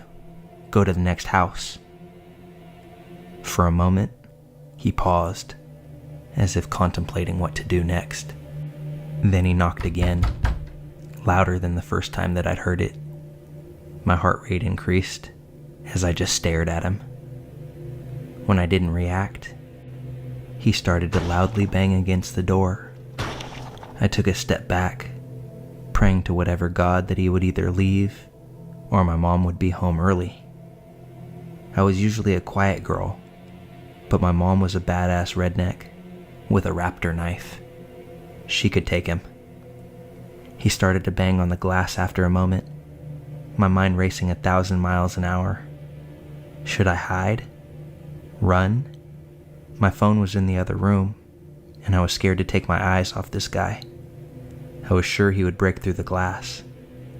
The banging was vibrating my eardrums, and apparently, it was vibrating Maury's too. I saw him creeping up past the doorway, bending his head, teeth bared, and he started to bark loudly. The guy stopped for a moment, trying to see into the window at the floor where Maury stood. When he stopped barking, the guy mistakenly tried to jiggle the door handle. Now that's when Vince woke up. I swear to God, for a dog that was dead asleep 5 seconds prior, I'd never seen him move that fast. Vince had his paws up on the door, growling like a hellhound at the sight of this man outside my home. The guy jumped, fell back, and bolted. I heard him say something as he started to run, and saw another shadow emerge next to him. Once they were gone, I sprinted across the carport to my neighbors, and my mom came home shortly after. We called the police after I explained what had happened, and my neighbor had dragged his shotgun out before they even got there. He had insisted on looking for the guy himself. The police had said that someone tried to pick the lock on my front door, but there was a lot of stuff in front of it, and it was also really old, so it didn't open anymore. I went to bed that night, uneasy, and so very thankful I had 2 dogs who were not only strong and big, but one that was vigilant, and one that could practically kill you if you let him. A few weeks went by, and we hadn't heard anything from the cops, so eventually I tried to stop thinking about it. Another month passed, and although I was a bit scared of being home alone, nothing else seemed to happen. Then we got another visit from the cops. What they told me made my heart sink in my chest, and still gives me chills to this day. They had caught the guys and realized they were stalking me. Yes, guys, plural. There were 2 guys that had apparently been stalking me without my knowledge for months. They had photos of me, they knew my routines, and they pretty much had an idea of when I'd be alone. The police had been fairly adamant that I change my locks, since they caught 2 guys, and there was evidence of a third. We moved shortly after that. I still pass by that house sometimes, when I go to visit friends or do stuff around the area. A chill runs down my spine every time I do. To think that they never caught one of the guys was scary enough. The fact they tried to break into my house was worse. Not to mention that I hadn't even known they were watching me.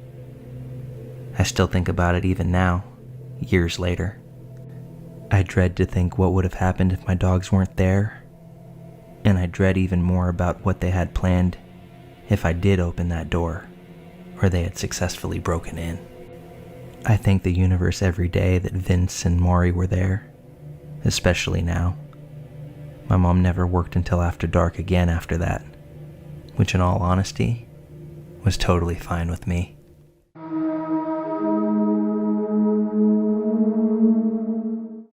This happened to me almost 4 years ago.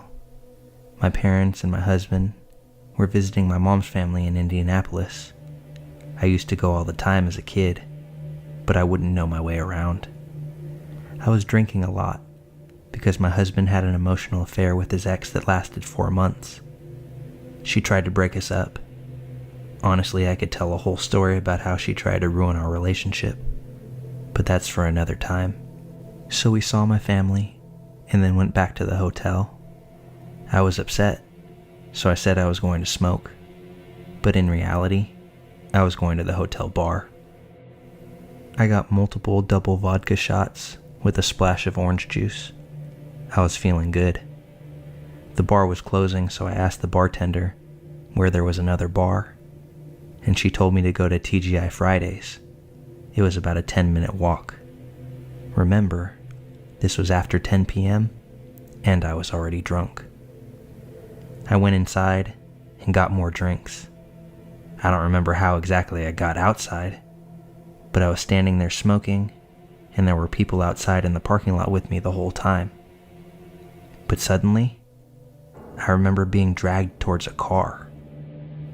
While I felt it happening, I was so inebriated that I couldn't do anything or even realize how bad this situation was quickly getting. During this time, my husband realized I was missing and woke up my mom in my parents' room. They tracked my phone to the Fridays parking lot, but by the time my mother and husband reached the vicinity of my phone, I wasn't anywhere in sight. Just then, my mom saw a man trying to force me into his car. She got out of the Uber they were in and started screaming to let me go. This thought my mom was just a stranger trying to save me. He didn't believe her, and I remember the yelling. Something like, "How do I know she's your daughter?"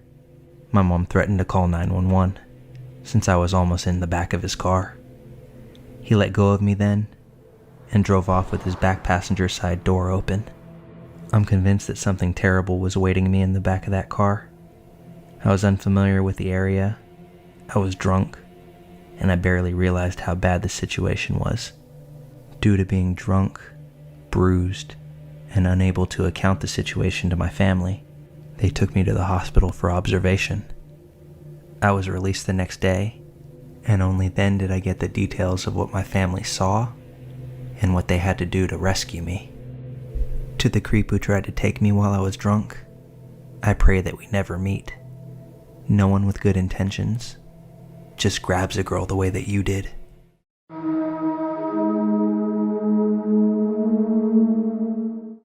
So this story took place about a year ago, maybe a little bit more. I was about 19 at the time and going home from university after classes. I usually had my keys with me, but around this time, I had lost them, and my mom had yet to make me a new copy. What this meant was that I was often left locked out of my house if my mom or my siblings weren't home, so I had to find crafty ways of passing the time. After reaching the house and realizing that none of my family members were home, I called my auntie and asked if she would let me hang out at her workplace while I waited. She said it would be fine, and then told me to call an Uber that she'd be paying for as soon as I got there. So that's what I did. I log into the app, key in my destination, and within a few minutes, the Uber car has appeared down the street. I give the driver a wave to confirm that I'm the passenger he's looking for, but I'm met with a blank stare and a rather emotionless man in general. The guy gave me kind of a weird vibe, but I also tend to be paranoid every time I hop in a car that isn't with my family. So I got in, tucked that feeling to the side, rolled down my window, and kept a tight grip on my phone. The drive itself seemed relatively normal, until we got to the area where my aunt's workplace was. I'm not completely familiar with the neighborhood, but I do know where you're supposed to turn, and the driver just blew right by it. He said that he was just following the GPS when I asked him about it, but he also didn't have his phone mounted, so I couldn't see the app that he was using. This is the point when doom kinda starts to set in for me. I don't know directions very well, and I could only rely on the driver being a decent person and taking me to where I'm supposed to go. But it's obvious at this point that he's not. Wherever he is taking me, I have no clue. I remember seeing this fountain that I could recognize from when my mom drove me to my uncle's place. But that was way farther from my aunt's place now, and leaving the general vicinity of where I knew that I needed to be. By now, I was kind of thinking of what to do, because this guy drove past a ton of empty houses, and a couple of them even seemed to be still under construction. At this point, I'm doing my best to try and find a place that I can jump out, a stop sign or a stop light that I can quickly exit the vehicle. But the whole time, he's driving just fast enough that I can't hop out on my own, or I risk falling and hurting myself and becoming even more of a target as I lay in the road. All of a sudden, he then stops near a place that looks like it's about the edge of civilization. We were on a hill, and he slowly turns the car off. I got lucky in so many ways that day, looking back on it now. As he turns around to face me from the driver's seat, my phone begins to vibrate. It's my aunt calling me, and as I pick up, she asks, "Where are you?" I literally felt my heart drop because I had no idea, and this dude was just staring at me now. I said that I didn't know, and I asked him, "Hey, where did you take me?" He replied with, "I wouldn't know what to tell you, kid." That was enough for me. I grabbed my backpack, flung open the door, and yelled aloud, "That's fine, I'll see myself out," and hauled ass like I hadn't in a very long time. So now I'm running down the street, seeking safety from this man as I attempt to put distance between us two. I ask my aunt to stay on the phone with me and not hang up, because I hear his ignition turn over and the car circle around. As I hit the corner, I see an empty lot surrounded by a concrete wall and strong bar gate, but there was just enough space under the gate for me to crawl in. So I chuck my backpack over the fence and crawl under. There's a gigantic electrical box on this property, so I opened it to crouch down and hide inside. My aunt's still on the phone with me, now joined by my uncle. They're both asking for my live location through WhatsApp, because I had no idea where I was and no ability to tell them. Literally, I was in the middle of nowhere. I waited for about 2 hours, and this guy just wouldn't leave. I saw him drive up and down the block what seemed like 50 times. Each time, slower than the last, as I'm sure he was looking for me. At some point, the guy stopped driving by. This was about the time that my uncle got near in his truck. He didn't know where I was exactly, so he kept honking and telling me to tell him when I could hear it. Finally, when I heard it in the distance, I emerged from my hiding space, slid under that gate, and hopped into the cab of my uncle's pickup truck. The feeling of relief was real. For a moment, I thought that maybe this had been a big misunderstanding, and I just jumped out of some guy's car like a maniac. But then when I got home, I checked the app, and what I saw shook me to my core. First, it said that I reached my destination, which obviously I hadn't, and the picture of the driver from the app didn't match the person that I was in the car with, not one bit. I had asked my uncle and aunt not to tell my mom about this, and to let me explain once I saw her. When she picked me up from my aunt's job, I recounted the full story, and we went to go make a copy of that house key right away. Because of course, something almost terrible had to happen in order to get that key. We reported all of this to Uber, and we even made a police report, but to the best of my knowledge, nothing ever came of it. I think the biggest takeaway from all of this is that my mother won't let me leave the house anymore without making sure that I have a way to get back in.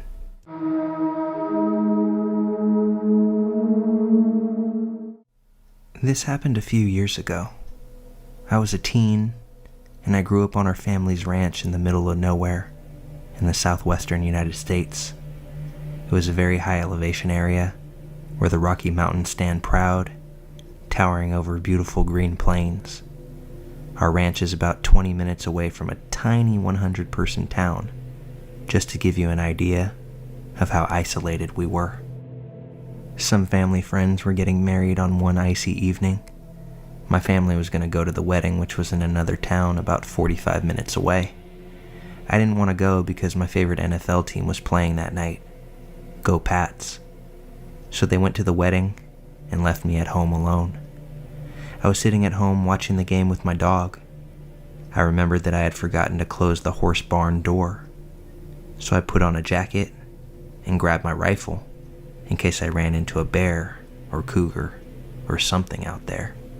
I went to the barn and kicked the door closed.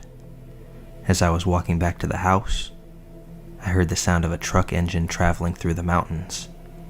I thought, they can't be back so early.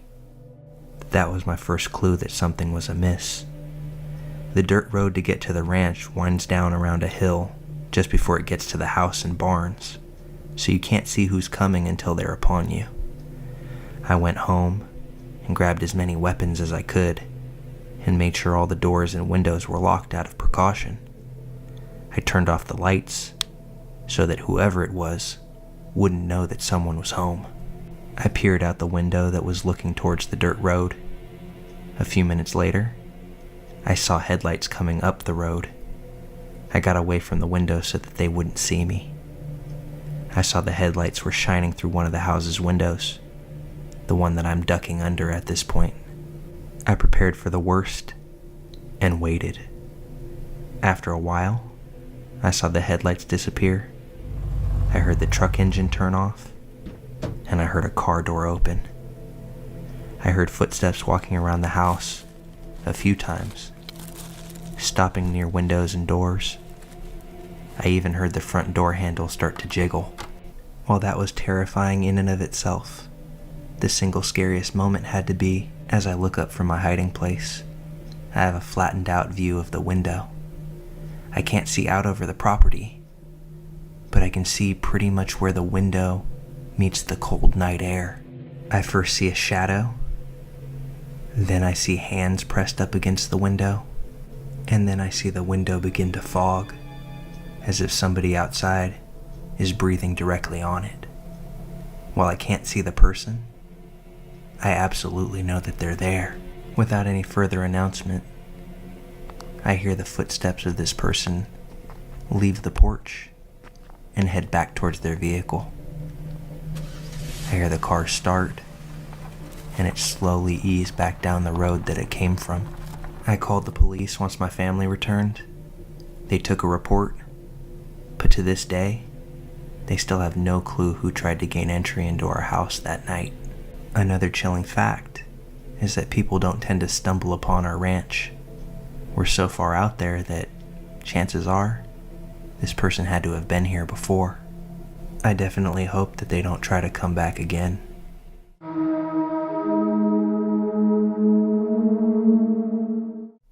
This all happened exactly a year ago. Shout out to Facebook Memories for reminding me. I lived in a ground floor apartment in a very heavy foot traffic area.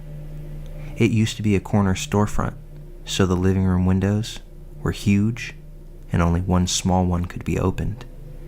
I had a very violent upstairs neighbor and even angrier dealers living across the street. I've had to make multiple calls to the police and give statements. Aside from them, the neighborhood was pretty lovely, and I got along well with all of my sane neighbors. One of my cats even became a local celebrity, thanks to a haunted Halloween tour that would stop at my corner every night to tell stories. The second he heard them, he'd run from wherever he was to jump up on the windowsill and listen while they all cooed at him.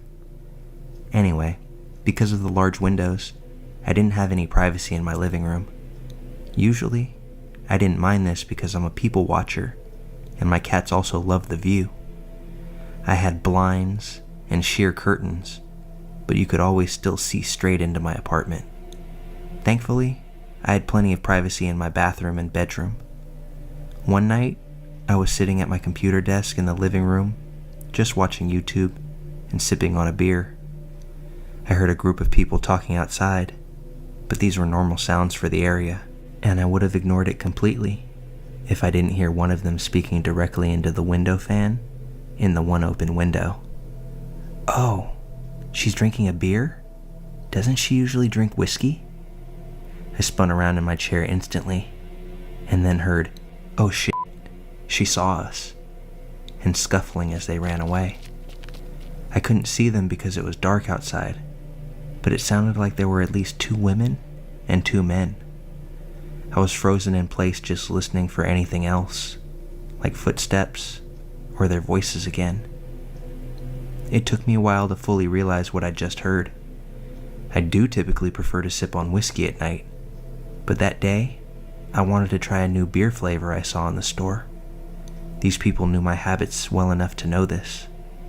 I was also deeply concerned that they knew it was whiskey, since I drank it out of a set of patterned glasses, and there was no way to tell what it was in them. You could see the kitchen from the living room windows, but I often kept my whiskey in the freezer, so they'd have to see me at a specific moment to know what I was drinking. Needless to say, I didn't sleep that night, and while I couldn't sleep, I remembered another incident that had happened a few nights prior. I keep my bedroom window open at night because I sleep right under it, and I like the night breezes.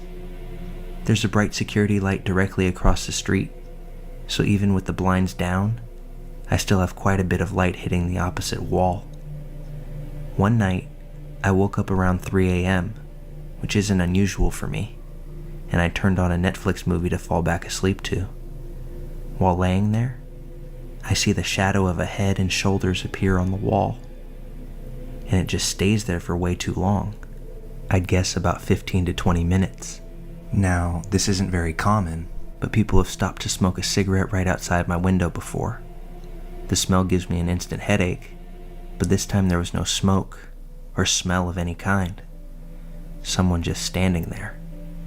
I couldn't tell which way they were facing, but after the recent event, I wondered if someone was looking in while they thought I was sleeping. I told my coworkers about these events, and they were terrified for me.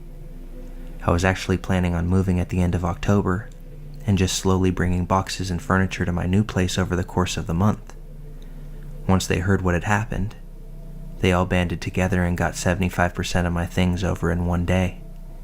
I told them all I cared about was my animals and my bed, but they got everything except for the larger furniture and whatever we couldn't box up and move before midnight. I love them all very much and appreciate them every single day. I had a couple of anxiety attacks over this, especially when I had to go back for the last of my stuff, but I felt completely safe in my new place. I also got a full-blown security system with sensors and cameras. Unfortunately, this wasn't the first and ended up not being the last time I was watched and stalked. I still visit the area of my old apartment from time to time because it's a great bar scene. I don't think I'd be able to pick out their voices, but no one's given me weird looks or vibes since then, so I'll cheers to that.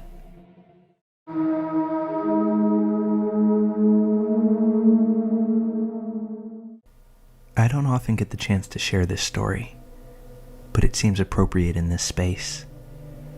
When I was in high school, I entered a relationship with a very close friend of mine named Ivory.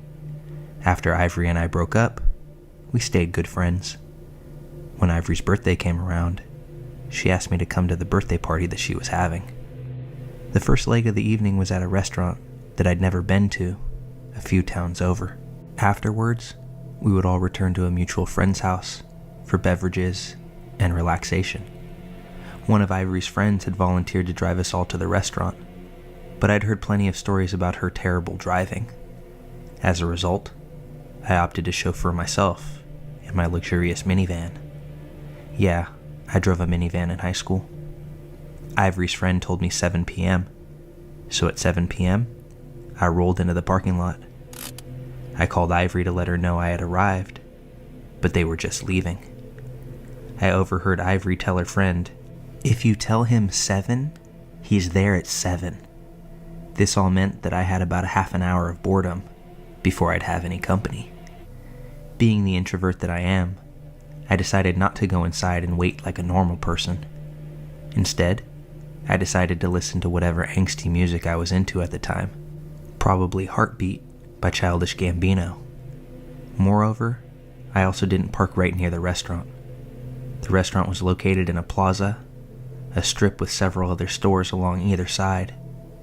For some reason, I thought it'd be weird for patrons to see me just sitting there like some waiting weirdo.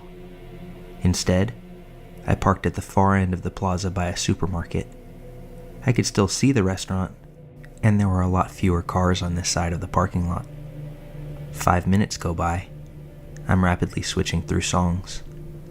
10 minutes go by, and I'm bored like a piece of pine in a woodshop class.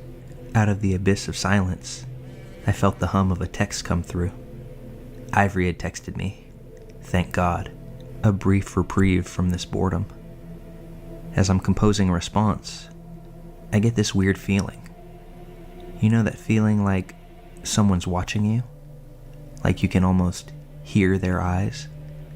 I felt something unnerving, so I looked up from the glow of my phone into the darkness before me. What I saw was a family of 4. There was a woman, her husband, and their 2 kids. All 4 were looking at me intensely. The woman was standing in front of her 2 children, as though to shield them from a proleptic and palpable existential danger. The look in her eyes was of sheer horror, like a waiter had asked her, "Is Pepsi okay?" I've never seen such utter panic so visible on someone's face, and I once had to physically intervene to prevent an armed assailant from attacking someone. The woman slowly crept forward, her family inching behind her. She began moving towards the driver's side, closer to me with each step, and with each step, her terror rising. At this point, I'm beginning to panic, because I have no clue why this woman and her family are snarling at me so aggressively. Without warning, the husband says something I couldn't hear through the glass. He extends his arm and points to his left. His wife, children, and I all simultaneously follow his hand. He was pointing 5 spots to the left of my car, where an almost identical one sat. The mother threw her head back in a single burst of laughter as she unlocked her car. This family had left the grocery store to find a teen dressed in all black sitting in their car. This teen then proceeded to maintain eye contact for what felt like an eternity. My perplexed expression likely appeared as a more sinister one, especially in the dim light of the parking lot. I'm just glad they realized where their car was before anyone got hurt or police got called. So family who thought I was in their car at night, I promise we totally can meet. I'm actually a really nice guy who doesn't steal cars.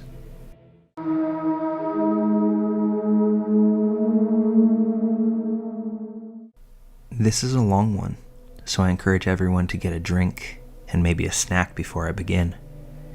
It was the summer of 2016, and I had just married my longtime girlfriend. Over the course of our 12-year relationship, we had traveled to the mountains several times in both summer and winter for camping. Naturally, we both agreed that this was how we wanted to spend our first few weeks of our marriage. We booked a 20-day stay at a mountainside campground on the other side of the country. We also decided to bring our dogs with us. They too love being outdoors, and we generally bring them camping anyway. After 2 days of road tripping, we had arrived. We quickly set up and settled in for a long stay on the mountain. It was beautiful. A couple of days into our trip, and we had already met a bunch of fellow campers. We're very experienced campers, so we generally attract a lot of attention from novice campers, asking for tools or supplies as they see we are well set up. We're usually more than happy to help people get situated if they need matches, cream or sugar, or help setting up their own equipment. It was day 4 or 5 when she first made her presence known to us. I will refer to this person as she or her, as we never learned her name. We were sitting down under the shade of a large pine tree at the edge of our site, drinking beers and playing cards, when she seemingly appeared out of nowhere. She just suddenly was right there. "Can I pet your dog?" she said. Even my dogs didn't see her approach, as the very sound of her voice triggered them into a startled frenzy. As the dogs were worked up already, I politely told her no. Then she just stood there, at the edge of our sight. Didn't say a word, just stood there, sort of existing, but not really doing anything. She wasn't exactly staring at us or looking at anything in particular. I asked her if she needed anything, and she said no. After a few minutes of this, she walked off. I work with people with brain injuries, so I've had my fair share of experiences with unusual behaviors, including people with poor social skills. So I wasn't about to write this person off as creepy just yet, but she had my attention. I casually watched her walk off and enter a campsite across the path and a few sites down from ours. There was already a small tent set up in the site, but she proceeded to pull an even smaller single-person tent from her backpack and began setting it up. The day prior, we saw 2 young girls set up the other tent and were clearly the occupants of that site. There was no further interaction with her that day, although we did notice that the owners of the other tent were not around at all that day, and we didn't see them return that night. Well, the next morning, I'm walking to the camp showers to clean up for the day. As I walk past her site, I see she's sitting in her little tent, reading a book. The door to the tent is open. I pay no attention and keep on my way to the shower. When I'm done with my shower and walking back, I notice her tent is now closed, but it's jiggling about, so I knew that someone was in there. Then she made her presence known, in a big way. Just as I'm approaching her site on the way to mine, she unzips her tent, and I immediately see that she's completely nude. She then positions herself just inside the tent at the door, and lets out this over-the-top, full-body stretch, and held her arms way up in the sky, while pushing her chest forward like it was some kind of mating ritual designed just for me. It was pretty obvious she was putting on a show for me. I continue on my way to my site and tell my wife about the display I had just been witness to. We both laugh it off and move on with our plans to day hike a good trail to a waterfall. The trailhead for this hike was accessible from the campgrounds, so we didn't have to drive to get there. We just walked the 2 additional kilometers to the trail. We walked at a good pace, so when we got to the trail, we decided to stop for a few minutes and take some photos of the surrounding mountains before heading into the thicker bush. After sitting there for maybe 5 minutes, while my wife is taking pictures, she emerges from the trail that leads towards the campground. At first I thought, okay, coincidence. She's staying here, and this is a pretty common trail. But then she sees that I see her, and she stops dead in her tracks and just stands there. Same demeanor as our first encounter. Just standing, not doing anything in particular, but also sending creepy vibes our way. This was the first time I said to my wife, I think we have a stalker. Confused, my wife then looks to where I'm looking and is immediately a little creeped out herself. Once again, I think, whatever, maybe she's just hiking the trail. No big deal. So we continue on the trail at a good pace, and she maintains a consistent distance behind us.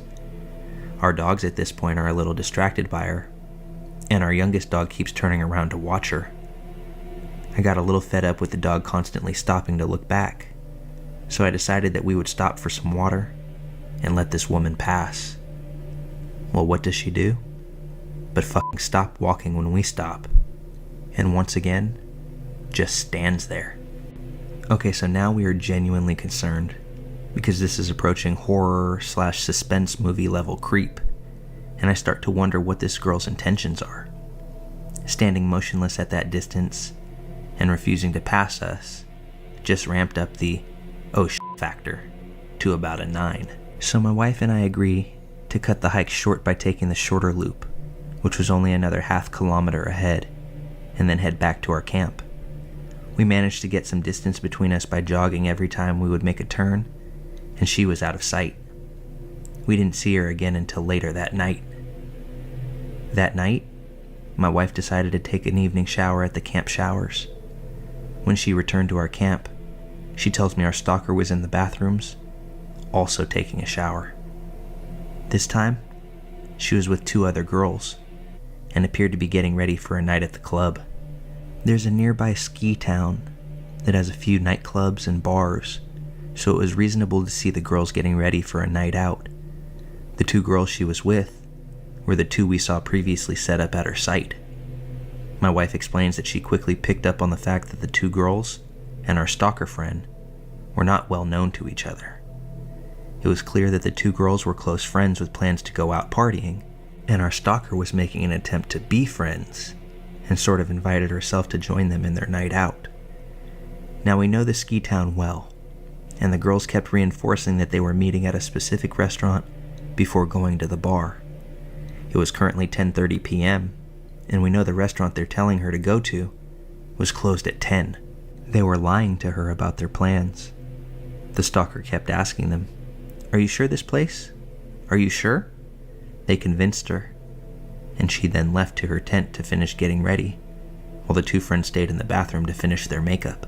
My wife went on to explain how after she left, the 2 friends were mocking and making fun of our stalker. They were young 20-somethings, acting like little girls in elementary school. My wife has no time for that. Creepy stalker or not, she had to say something to the girls for their behavior. My wife calls them out. Well, putting all the catty bullshitting aside, the girls explained to my wife that the stalker had set up her tent on their site when they were staying with a friend in the ski town. When they returned, they found her living at their site without invitation. She had just taken it upon herself to take a little corner of their site without knowing them at all. The girls said they were upset with her and trying to make her feel uncomfortable so she would leave, but she just wouldn't leave. My wife asked them why they didn't just report her to the park warden.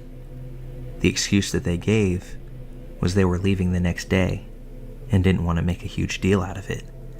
So whatever happened between them, the fake late dinner plans and clubbing, is unknown to us. About 3 a.m. that same night, we're all awoken to a blood-curdling scream right outside of our camper. At first, I was like, holy shit, that must be a wild animal. My wife is trembling, dogs barking. I'm startled, but curious. I peel back the window cover to see her standing motionless on the path outside of our trailer. I had the window cover down maybe 8 to 10 centimeters when she appears to make direct eye contact with me. My heart rate is jacked. After gazing in my general direction for what seemed like an eternity, she calmly turns around and walks to her tent. I go make sure our trailer is locked. After a good hour and a stiff whiskey, we manage to get back to sleep. So the next day is a Friday. We have friends from a nearby major city coming up to the mountains to spend the weekend with us. We haven't seen them in a while, so we're excited for a couple days together. Well, they're not at our site for 15 minutes, and as they're setting up their tent, she mysteriously appears out of nowhere yet again. Like bam, there she is. But now this time, she's actually in our site. I hadn't had a chance to tell our friends about her before she arrived, so they were a little more friendly than I was. She asked me once again if she can pet my dog, who during all of this is barking right at her. I think I said something like, "She isn't being very friendly towards you, so I would prefer if you didn't." She didn't pet my dog, but she also just stood there staring at me, like she was considering how she would dismember my limbs. She then notices our friend's tent as he's still setting it up, and comments on how it's the same model as hers. My buddy has picked up on the creep vibes and my general displeasure with her, so he gives her a, "Oh yeah? Cool," and keeps setting up. Well, she starts grabbing at the tent pegs and picks up the hammer and says she'll help him set it up because she has experience with it. My buddy declines and asks for his tools back. Cue the psychopath stare down, but this time she has a hammer in her hand, adding to that oh shit factor. She literally just drops everything right there and runs off.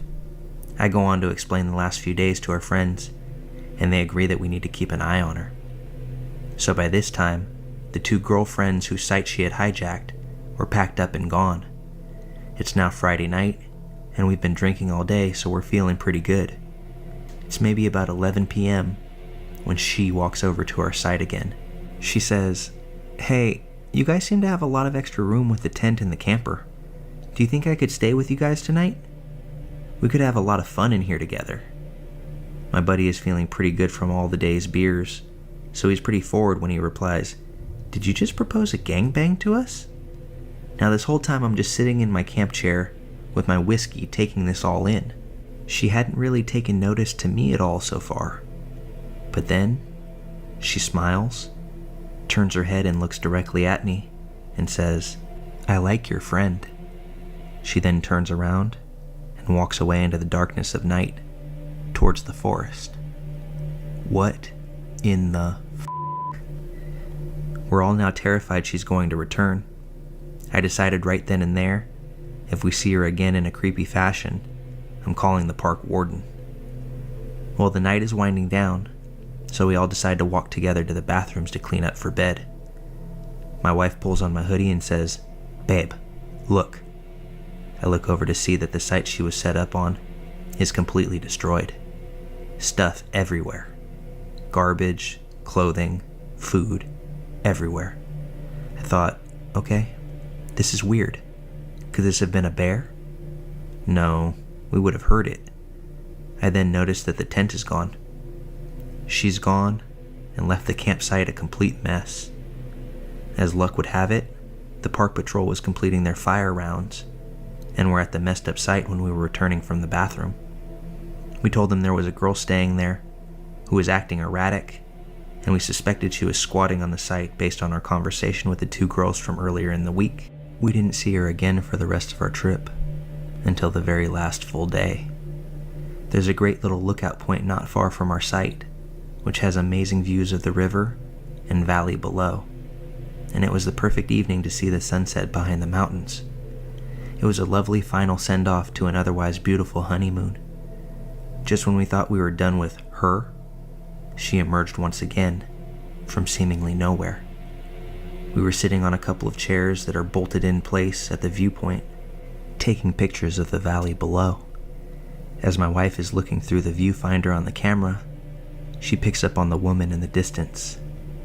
She's standing in the woods a little ways down the mountain, watching us. As her final act, she walked up the mountainside and sat right beside us on a boulder that was beside the chairs. She says nothing, just sits there. My wife has the brilliant idea of asking me to take one last picture of the scenery, and she gives me a little wink. I pick up on her idea right away, and I position myself so this woman is going to be in the picture. My wife wanted this lady's photo in the event something bad happens with her before we can leave the area. We took our final looks out at the beautiful scenery and headed to our camp for the night. We didn't see or hear from her again. Upon reflection, we agreed this woman had some serious mental health issues. She had zero social skills, and we did witness her attempt to make friends with those two girls that shafted her in a terrible way. That being said, she did things way beyond the realm of acceptable social awkwardness. There were moments I thought she would pull out a knife and kill us. More than that, the stalking, the midnight screaming, and running off into the woods at night was terrifying to us, and I feel a story worthy of this sub. I do have the photo on a thumb drive somewhere, and we'll see about uploading a pixelated photo if it's appropriate.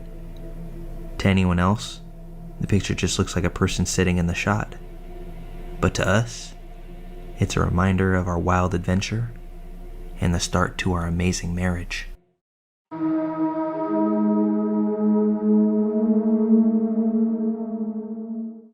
This utterly bizarre experience happened to me and my family just about a month ago. I'm 15, and I was playing some video games before passing out one night. I'd say it was about 11 p.m. when I hear the doorbell ring. Out of instinct, I begin walking downstairs. But about halfway there, rationality comes to mind. Who the hell rings a doorbell at 11 p.m.? I silently strode back upstairs and stood in the hallway, kind of expecting something bad to happen. An exact minute later, it rings twice again. My parents begin to leave their room and give me a quizzical look, and all I could do to respond was shrug. Then, banging on the door begins. My mother jumps at the first bang, and my father's eyes widen, but more in confusion than fear. He decided to go downstairs and look through the peephole, only to see our neighbor. My dad hesitantly opened the door, and I could hear my father's voice tremble slightly. "Hey, what do you need?" Next thing I hear is an entire full-blown scream argument from our neighbor, claiming that this house, our house, was his, and that we stole it from him. My father's uneasiness was quickly replaced with annoyance, and he simply shut the door without giving our neighbor the time of day. My dad made it back to the stairs to head back to his room when our neighbor first hit the door again. I'm not talking banging with his fist. This man was full body slamming it. My father was stunned for a second, and our neighbor charged the door again. This time, we began to hear the splintering of wood. Everyone reacted at once. My father went to brace the door with his body. My mother went to go get my 2 siblings, and I went for the phone to call 911. The body slamming ensued for another 5 minutes, and while I was on the phone with the dispatcher, it stopped. I thought it was over, and I was relieved, but I still stuck on the phone. I go peek out the front window of my house and see that it was only getting started. Our neighbor took his Jeep Wrangler and directed it straight at our house. We had zero clue what he was doing until he hit the gas and we heard the squealing of tires. Then, the immediate sound of brakes. He was trying to scare us out of the house. I was still on the phone with 911, and I stepped away from the window to comfort my siblings, crack jokes and such. Eventually, the police arrive and quickly arrest him. The next morning, I left for school, still shaken from the night before. I stepped onto our front steps and saw tire marks leading up to our front door. The lunatic actually nearly rammed our door down with his car. I really never want to see this guy again, but he lives directly to our right. Fuck my life.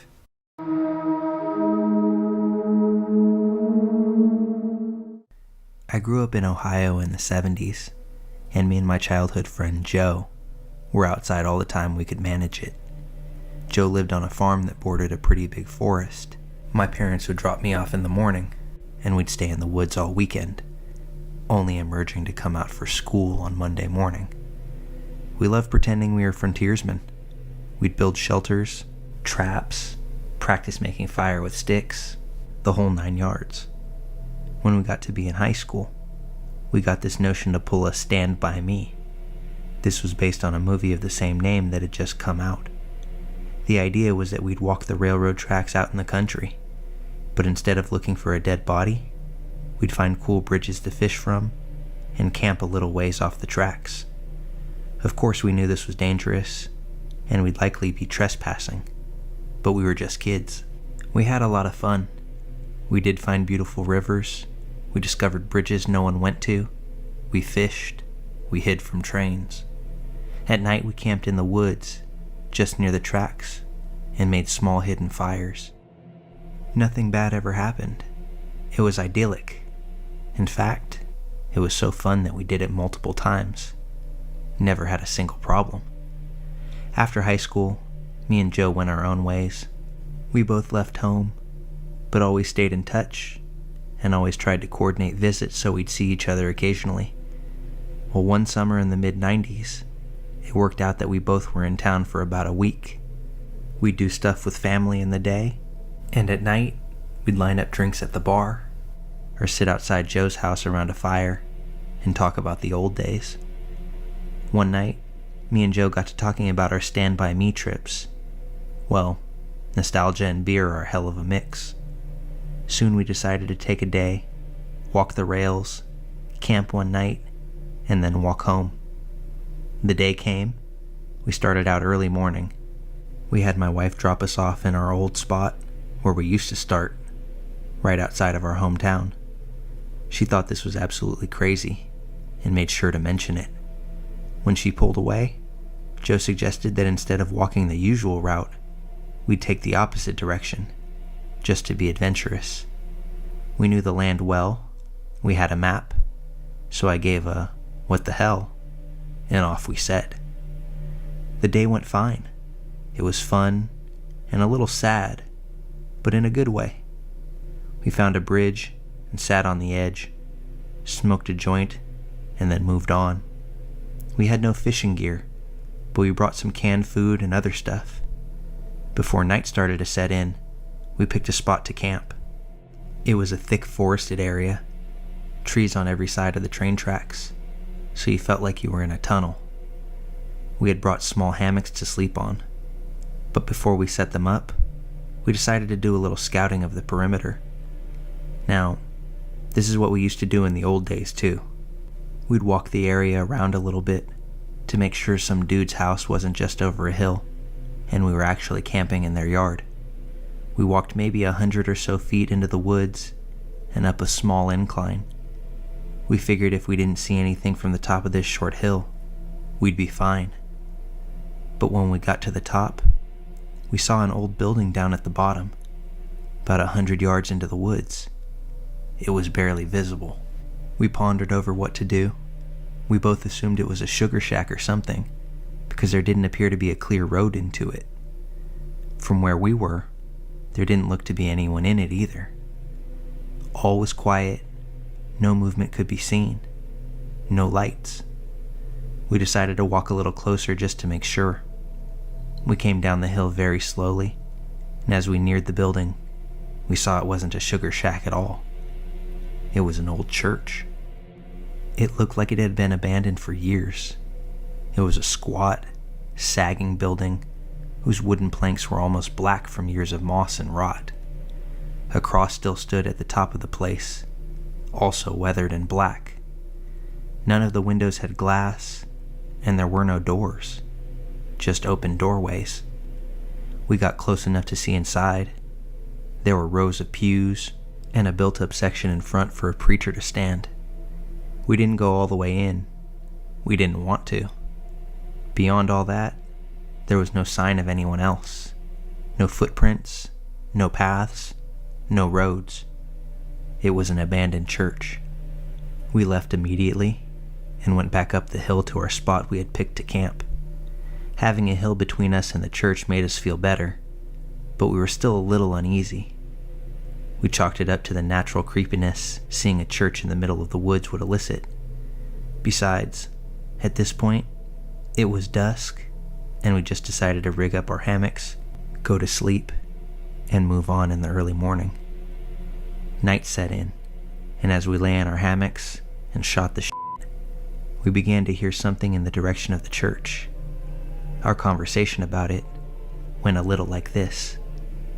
"Do you hear that? What the f*** is that?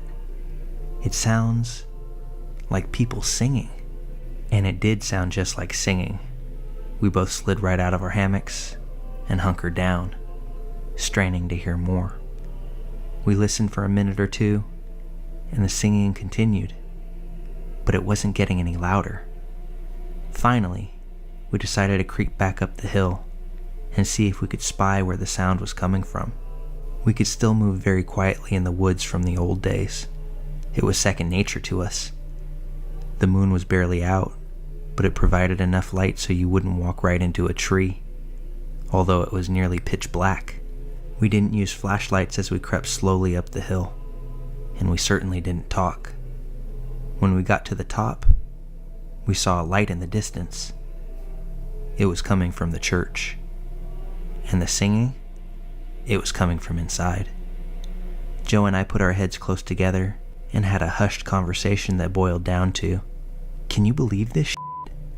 The light looked to be candlelight from the way that it flickered, and though we tried, we couldn't make out what was being sung. It sounded like church music, but in another language.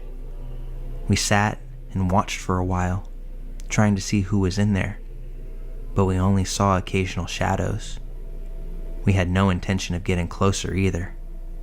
We had about a football field's length between us, and we aimed to keep it that way.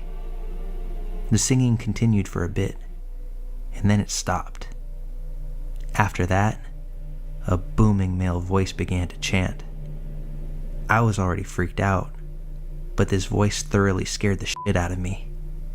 It sounded like some Old Testament preacher you see in the movies, but again, it was like he was speaking in a different language, because we couldn't understand a single word. Eventually it got to where the single male voice would say something, and then a bunch of voices would answer in song. This lasted for a while, and then they all broke into this long, sustained wail that just kept getting louder. It got so loud and so disturbing that I covered my ears. Then it stopped. At this point, I was just getting ready to say, "Let's get the f*** out of here," when Joe put a hand on my shoulder and hissed, "They're coming out." We were far enough away that we couldn't make them out really well, but what we could see was a line of figures walk out that open doorway, all holding hands in single file. We could see some of them had flashlights. They began to sing again, and the light from the flashlights began to move towards us on the hill. We booked it back down to our campsite, grabbed our stuff, and ran to the tracks. Once there, we ran down the tracks in the direction we had come from. After a few minutes, we stopped and looked back. We saw lights coming down the hill. They were moving erratically, like whoever was holding them was shaking them. We continued to run in spurts and walk as fast as we could. We eventually stopped seeing the lights and came to a road. By our map, we knew a small town was about 15 minutes down it, and we walked there, got to a 24-hour gas station, and called my wife to come get us. My wife and other friends all just thought it was kids messing around, but I heard those voices, and they sure as hell didn't sound like kids to me. Not sure who those people were, but it was definitely the creepiest thing that has ever happened to me out in those woods.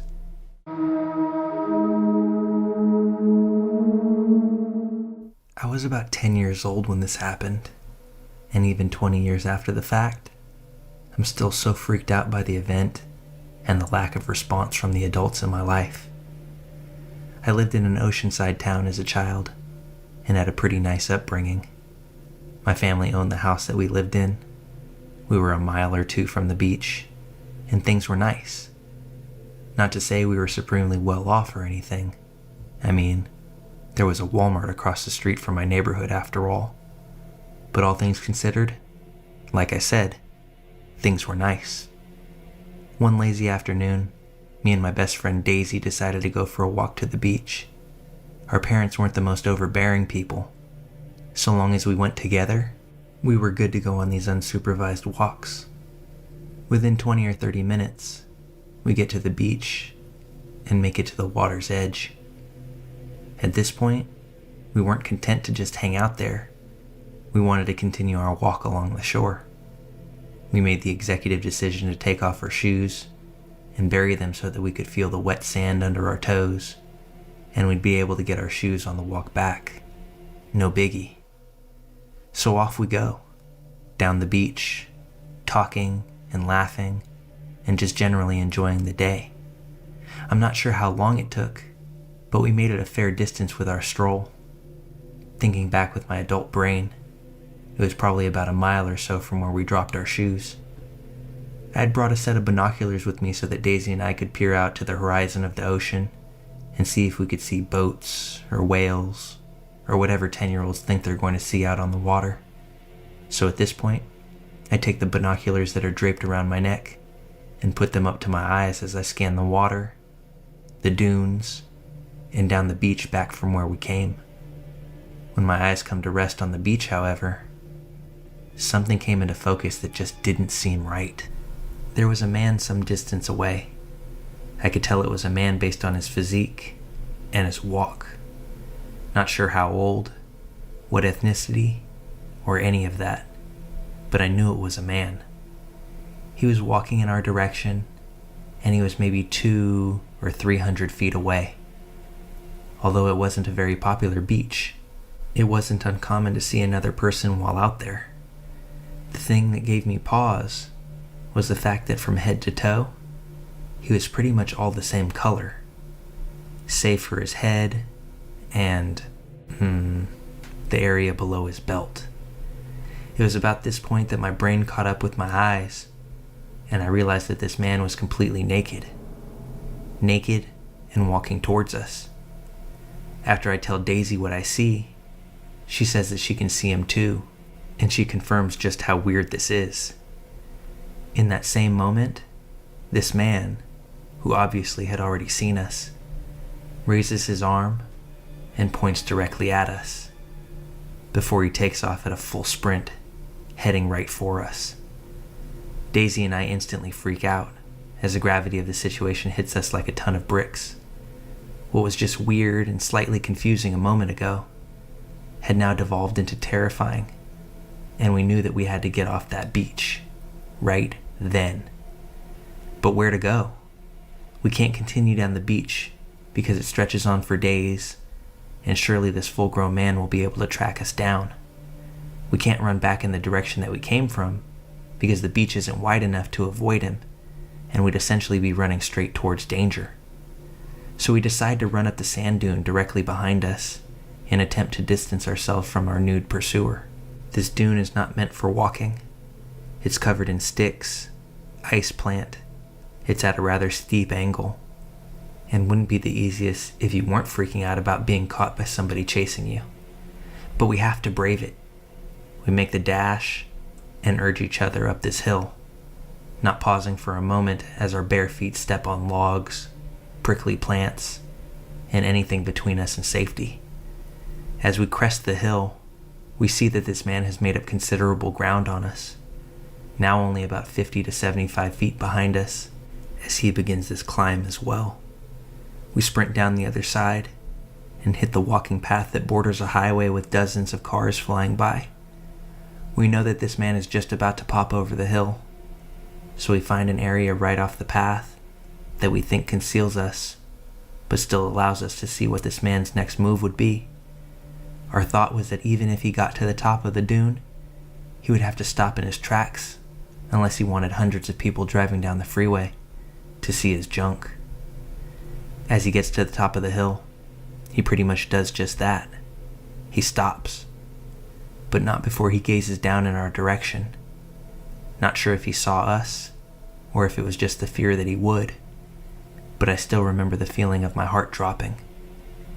After what felt like minutes of looking in our direction, he slowly retreated down the side of the hill that he had just come from, and when his head was no longer visible, we took off running down the walking path, back in the direction that we started our journey from.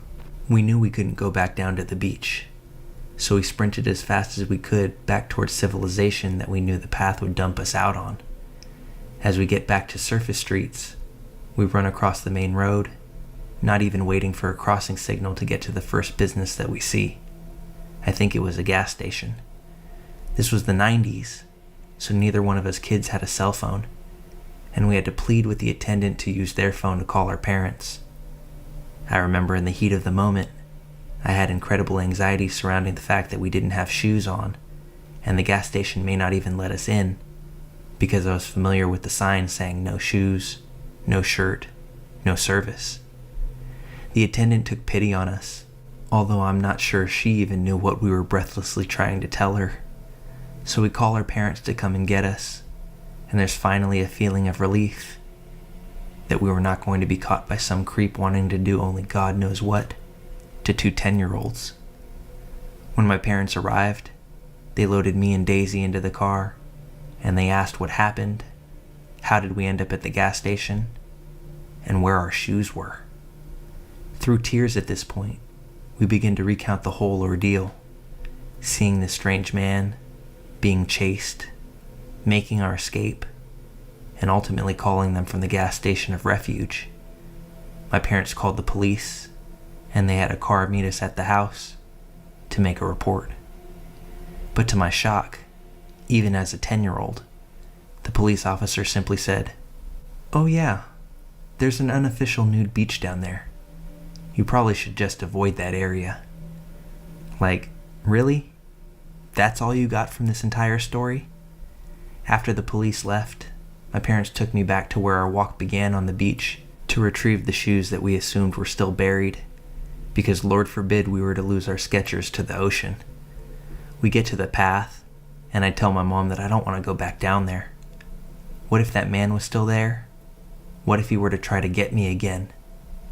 My mom assured me that things would be fine, and that man would be wise not to pop up now that my parents were there with me.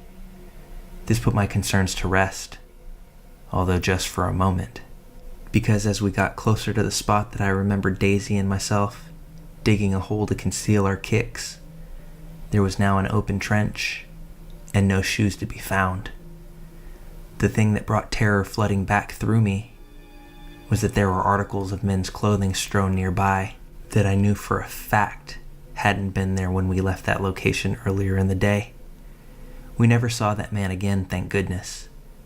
But at 10, it scared me to death thinking that he had my shoes, and he might somehow be able to find me with them, like the most twisted, sinister version of Cinderella ever told.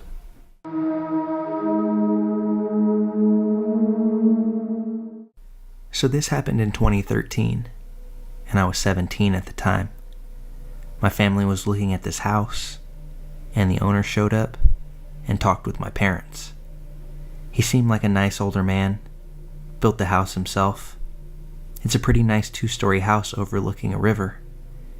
Anyway, I was standing back, watching everyone talk, and as the owner is talking and laughing, there's a break in the conversation where he turns away from my parents, and his expression completely and instantly changes from happy to the most sinister and hateful scowl I've ever seen. I don't think he noticed me watching.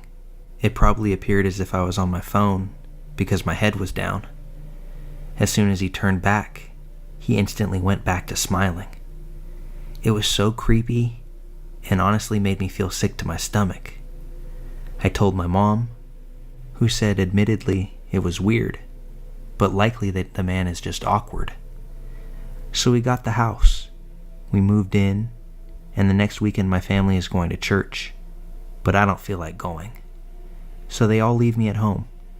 It's Sunday morning, about 11 a.m., when I hear really loud banging outside. It's rhythmic and coming from the side of the house. I was on the other side of the house myself, on the second floor. Honestly, my dumbass thought it was maybe the wind. It was stormy that day after all. And I didn't think much of it. It stopped after about 5 to 10 minutes. But a few minutes later, I hear walking around downstairs. Chairs moving, kitchen cabinets opening, and the fridge being opened and shut. I immediately, quietly, go lock my door and grab my baseball bat and begin to call 911. While I tell them my address, I text my mom and tell her that someone is at the house and that I've called 911. At this point, the operator said that someone was about 10 minutes out. I tell her to shh, because I heard footsteps walking towards the stairs. Basically, the house is so thin that I could track the intruder step by step as they move through it. At this time, my mom responded that she's on her way, but she's 30 minutes away at this point. So there I am, 17-year-old, 5'2", 100-pound girl hunkered in her room, knowing full well that if this intruder came in, he'd likely overpower me and take the bat. I was f***ing terrified. I heard him walk down the hallway towards my door. I saw the handle turn and stop. It was locked, but I heard him stand there. He didn't move. I could even hear his breathing. It felt like forever, but really I think it was about 10 seconds. I heard him turn around and go back down the stairs. I heard the back door open and shut one more time, and about 3 minutes later, the police pull up. The 911 operator asked me if I could let them in, or if they needed to force it. I knew he had left, so I let them in. No one was there. No sign of forced entry. Nothing. When my mom got there, she looked at my stepdad and asked if he had changed the locks. but he hadn't. I think the creepiest part, and what really validated my story, was that my mom had just vacuumed the hallway, and there were now visible, large footprints up and down the hall that were bigger than any of my family members' feet. The police hadn't been up there, and they just stopped outside of my room. I suspect that it was the original homeowner, but he died about a year after that, and we could never confirm that it was him. But my suspicions, they'll never die.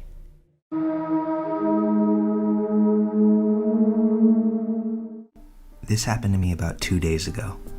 I live in a small city in Romania, about 30,000 inhabitants. Romania isn't exactly known for their tolerance of gay people. It's not as bad as other places in the world, but the situation is definitely not rosy here. I get on Grindr and meet a guy, 18 years old apparently. The guy didn't have a picture of his face as his PFP because it's too dangerous. He had a picture of a rose drawing. Most guys on Grindr here don't have pictures of themselves, so it wasn't weird. We talked for a bit, and I really liked the guy, so we decided to exchange face pictures. I send him a selfie, and he sends me a picture of himself, and it happens to be a guy from our city that I've seen around once or twice. He was cute, and I really liked him now. So I told him, "Hey, I've seen you around. I didn't know you were gay too." We talk, and finally arranged to meet up. I had some errands to run at the tailor shop. My cousin's bachelorette party is coming up next week, and I had to adjust my favorite shirt. So I asked him to meet in front of the tailor shop later that day. The building in which the tailor shop is located has 4 stories. The ground floor is a clothes shop, which my aunt works at. The first floor is a storage room. The 3rd floor is a barber salon, and the 4th floor was a tailor shop. So I go to the tailor shop, and then go to the clothes shop on the ground floor to visit my aunt and see how she's doing. As I was looking out the window of the clothes shop, I noticed that there were 5 men, all of them in their late 20s, behind the building. None of them was the guy that I got a picture of, and none of them even looked remotely close to what the guy looked like. I texted the guy I was supposed to meet and asked him if he made it to the tailor shop. As soon as I send the message, one of the 5 guys' phones lit up, and he started texting. As soon as he stopped texting, I got a notification from Grindr. "I'm behind the tailor shop. I went there to smoke so no one would see me. Come smoke with me." I was terrified as I realized I wasn't going to meet the guy in the picture. He tries to get me to go behind the tailor shop, and I try to get him to the side of it. There were no windows to the side of the building, so after a few tries, he agreed to meet at the side of the tailor shop. All 5 guys went to the side. I peeked my head from the door, looked left, looked right, and when I saw that the coast was clear, I ran for it. I'm not sure what those 5 guys had planned, but I felt in my gut that it was nothing nice, so I'm glad that I listened to that feeling. The silver lining side note to all of this is that I bumped into the cute guy whose picture I had received a few days later and started talking to him. I opened my phone up and pretended to use it as I went on to Grindr. I saw him look at my screen and ask, "You're, you know." I say yes. He looks back at me and says, "Me too." I told him about the incident, and he got kind of scared, as the guys used his picture, but it didn't stop him from accepting a dinner invite from me. We go out next week.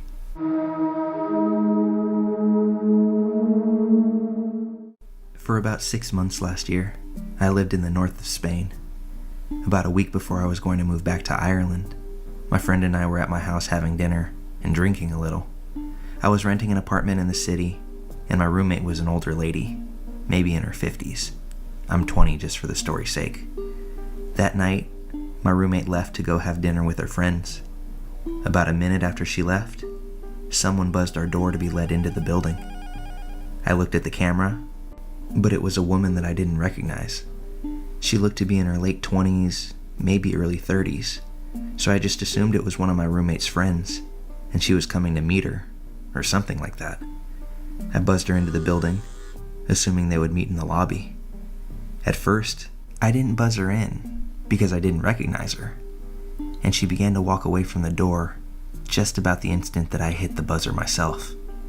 I then looked away from the camera, so I couldn't see if she actually entered or not.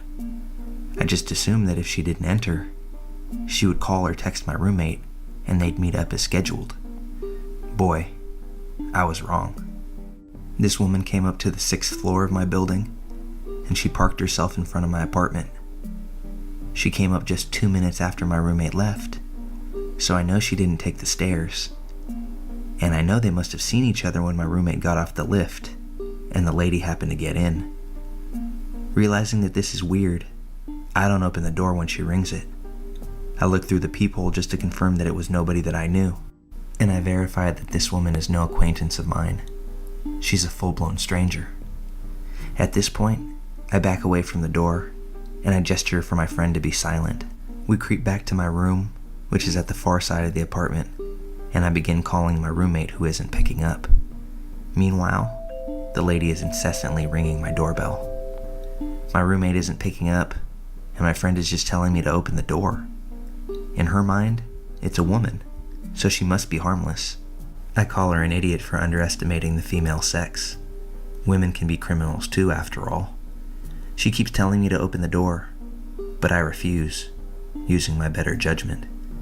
The door keeps ringing though, and I look out the peephole once more. At this point, I understand that if she knew my roommate or was looking for someone specific, she would just call or text them.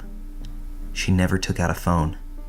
She just stayed eerily silent, didn't call out any names or ask if anyone was home. This whole situation was freaking me out. I finally get through to my roommate.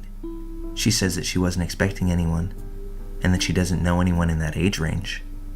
She asks if I'm okay, and I reply that I'm fine. Now it's been at least 20 minutes. I know the lady knows someone is home because the lights are on, and my best bet is that that's why she's not leaving. I continue watching her through the peephole, and I see her go into the lift for a moment, and then come back out again. The lift is really loud, and I would have heard it move, but it didn't. She just went in and came back out again. In my mind, this means someone's in the lift waiting for her, and this screams sketchy to me. After about 40 minutes, she finally leaves. I run to the hall and flick on the outside camera. The lady left the building with 2 large men in tow. They all had backpacks on, and the men looked to be wearing masks. I will forever be grateful for trusting my instincts and not listening to my loudmouth friend. Sometimes, it's just better to be safe than sorry. I'm glad to say that I never saw the creepy lady or her henchmen ever again, and I'm truly glad that we didn't ever have to meet.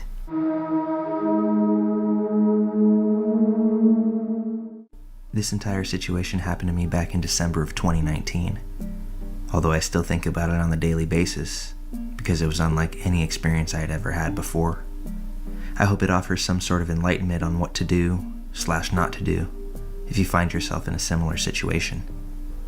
So back then, I had ventured out to do a bit of late night shopping. I'm a 31-year-old stay-at-home mom of 2 young children, so once my husband gets home from work, I like to take some time to myself and go shopping, take a drive, or run errands, kid-free. It was around 8:30 p.m. when I arrived at the Target that I frequent. I'm by no means a paranoid or anxious individual, but I have attended several seminars on human trafficking and have done plenty of research on my own, learning to identify red flags and what precautions to take when out in public alone, especially at night. I carry several self-defense items on my person at all times, just in case of situations like those. I parked directly in front of the store, next to a cart caddy, and took a mental note of the vehicles parked nearby, again, just as precaution. I was taught at an early age to always be observant of your surroundings, and being a control freak just naturally makes you that way. Nothing seemed out of the ordinary that night, and the parking lot was actually quite empty, most likely because it was a weekday. As I entered the store, I began browsing like usual, following the natural flow of the store departments, following the main aisle around. I had been browsing for only 10 to 15 minutes when I noticed a young gentleman in his mid-20s. He was tall, skinny, dressed in a dirty gray two-piece sweatsuit and brown work boots. He looked over at me. I smiled and said hello, but his facial expression was blank. He looked like he may have been high on something by the look in his eyes, but he didn't seem to care for my gesture, and he quickly moved on. At first glance, there was nothing in particular that alarmed me about him, except I took notice at the fact that he was just wandering down the main aisle with no cart or basket, hands in his pockets, and didn't seem to be with anyone. I continued shopping with no second thought and made my way to the next department. Several minutes had passed, and that's when I noticed a second young gentleman wearing the same gray sweatsuit and a similar pair of work boots. Again, no cart or basket. He too glanced at me, then quickly darted his eyes away when he realized I was looking directly at him. I became a bit more alert, but still remained composed and continued on browsing. Another 15 minutes or so passed, and that's when a third older man caught my attention. And you guessed it, same gray sweatsuit, work boots, no cart, no basket, just his hands in his pockets. I assumed they were in some sort of work uniform, maybe construction workers, but why weren't they walking together? And why didn't they have any items to purchase? At this point, it was difficult to focus on browsing. I had a bad feeling about these three men, and it became clear that something was a bit off. Over the next 20 minutes or so, I felt as if I was being monitored by the three of them, as if they were all communicating my whereabouts as I continued to make my way through the store. Because each department I entered, it didn't take long for me to notice one of the three men pass by whatever side of the aisle I happened to be in, making their presence known to me. I stayed completely vigilant while trying not to panic or allow my suspicions to overwhelm me. Something about their presence felt very heavy and dark, so I decided to test their intentions, to prove I wasn't overthinking the situation, and to validate my bad gut feeling. I began picking random aisles and traveling back and forth between departments in a very unorganized and random fashion to see if the men would continue to pass by me as frequently as they had been. With every aisle I popped into, it would only take a few moments for one of them to make an appearance, staring me down as they passed by. It felt as if I was being surrounded like a wild animal, hunted even. They were no longer trying to be inconspicuous, which was the scariest part of it all, and everything instinctual was screaming at me to get out of there. I gripped my cart so tightly and figured that if they got too close, I could use the cart to push them away, or at least create distance between us. By this point, I had been shopping for about an hour altogether, maybe a bit over, and was ready to purchase my items. But honestly, I felt too uncomfortable to continue browsing even if I wanted to. The men had been following me all this time, and I was becoming more concerned and annoyed, if I'm being honest. The store was pretty empty around this time, one of the main reasons that I like shopping at night, but that made this particular situation even more unsettling. Two preteen girls were wandering around by themselves, which quickly caught my attention because the men had passed them by making similar advances, but the girls were seemingly oblivious to it. So I quietly got their attention and asked them to go find their parents and to stay with them, trying not to freak them out. The mother in me was in full protection mode. I couldn't imagine having my young children with me on this night. Thank God they were home safe and sound. As I made my way to the checkout, I noticed one of the men coming up from behind me, walking at a quicker pace this time, so I immediately stopped and turned to lock eyes with him as he approached. I will never, ever forget the darkness in his eyes. An eerie smirk formed over his face as he nudged past my shoulder, continuing to stare me down, walking backwards to hold his sinister gaze as he exited the store. I had lost sight of the other two men, and I hated the uncertainty of it all. He made his message clear in that very moment. My stomach dropped, and my entire body began to shake. It was a feeling I hadn't felt since I was a kid getting lost in the supermarket, a feeling of desperation. I quickly walked to the checkout, discreetly asked the cashier if I could speak to a manager, and told them what had happened over the last hour, politely asking for a male employee to walk me out to my car and for them to alert their security team members. When I told the manager what happened, her face sunk as if she had already known about these men, and once I described them, she confirmed that she knew who I was talking about. She expressed that several of the female employees had found the men unsettling in the past, and reassured me that someone would escort me to my car.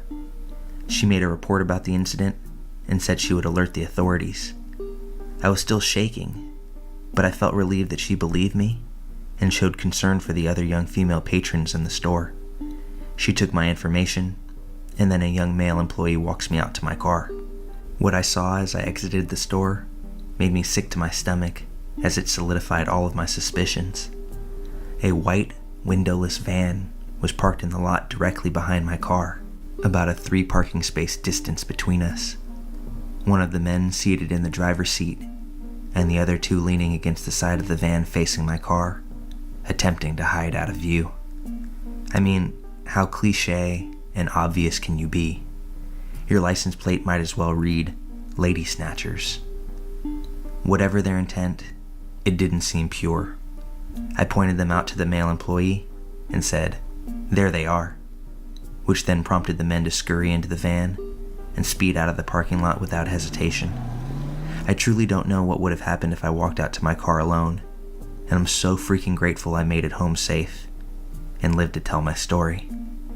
Over the following week, I had heard there were several abduction attempts in the shopping center parallel to that target, and I'm almost certain it was the same individuals. I have no concrete confirmation of this, but in my heart of hearts, I feel that it would have been very likely for me to be one of those abduction attempts if I didn't listen to my gut.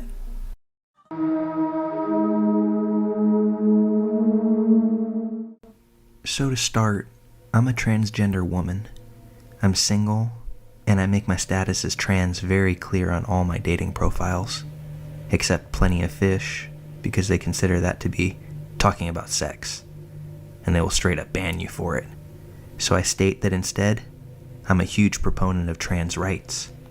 So this guy messages me on POF. He lives about an hour away. Kinda cute, in a mildly creepy way. Like, something seems just a little off about him. But people can't help how they look.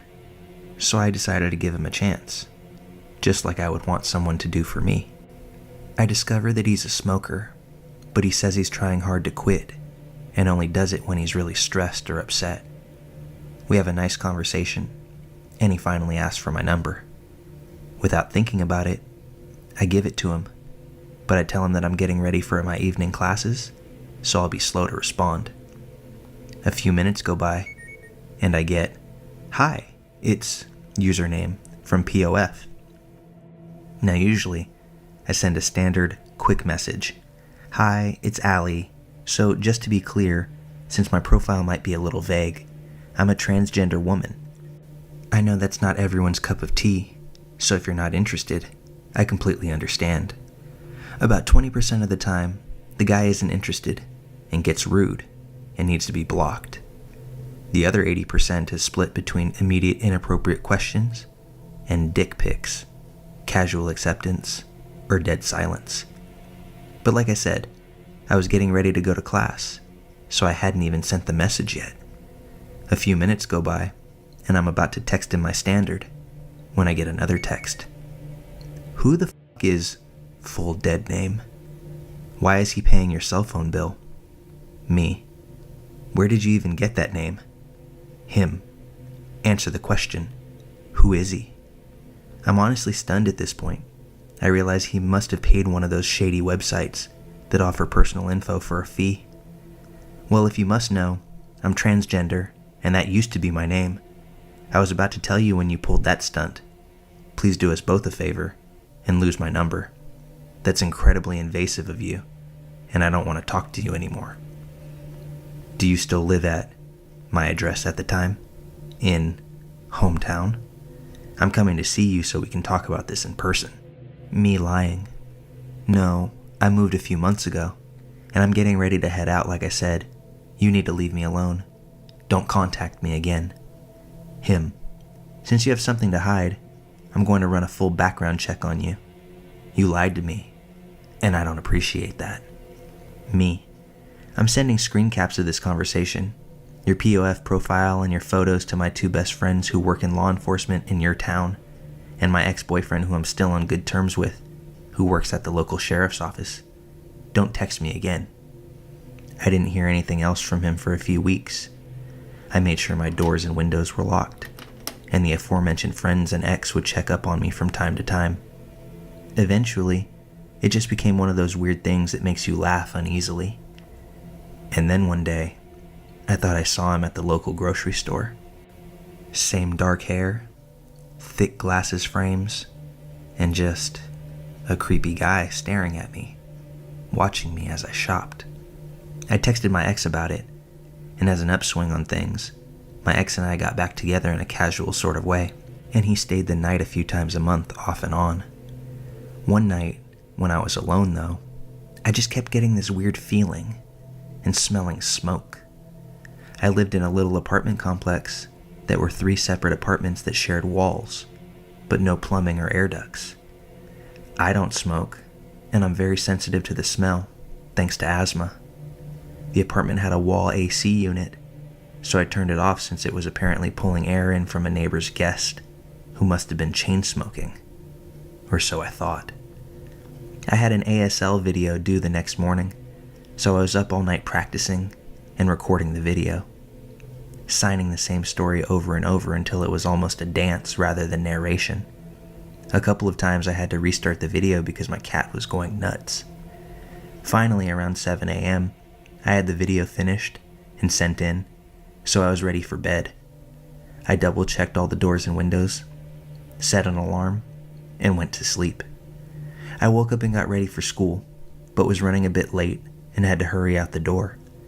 But I noticed something weird, although I didn't have time to stop and register it. Classes went smoothly. I got an A on my ASL video, and I stopped for groceries on my way home. As I reached my front door, I saw what had been bugging me earlier. Each apartment had a small garden on each side of the porch.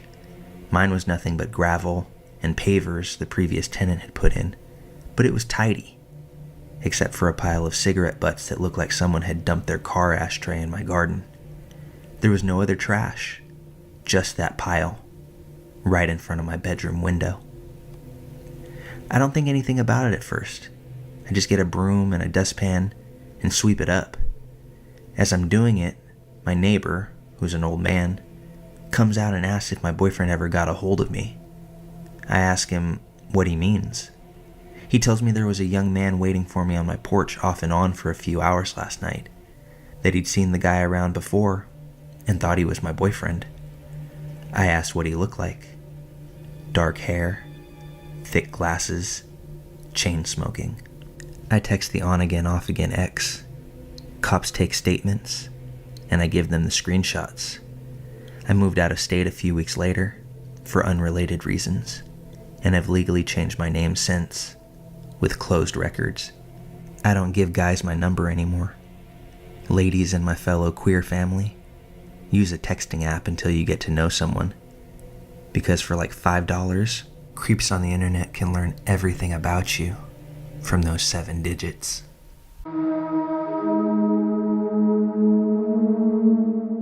When I was 19, in the early 90s, my brother and his wife were newly married and living in Baltimore.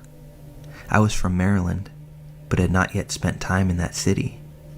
I knew it wasn't totally safe in parts, but I also knew that I was just going straight to my brother and sister-in-law's house, so it would be fine.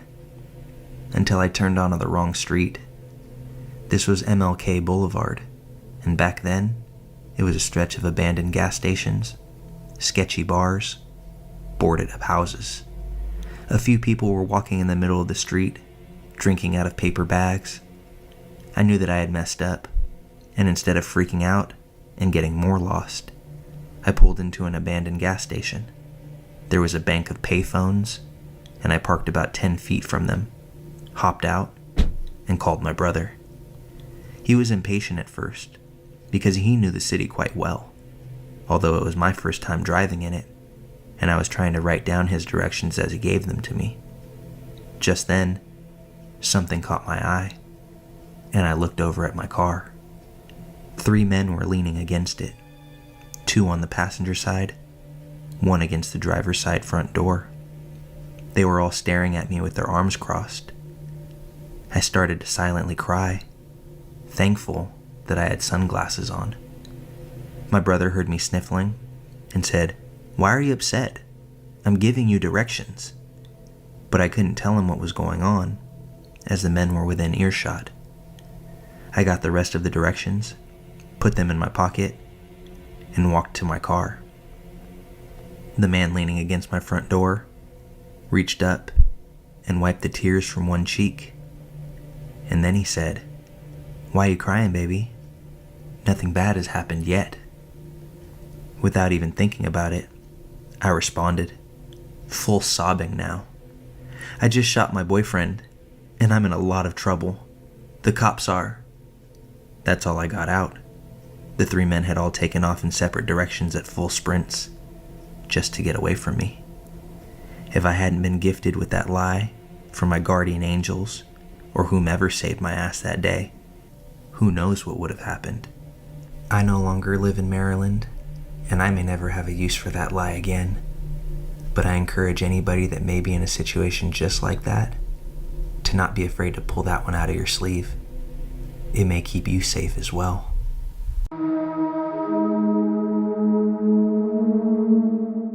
This was a long time ago, so the timeline might be a little bit off, and some details are a bit fuzzy, but I've written it out exactly as I recall it.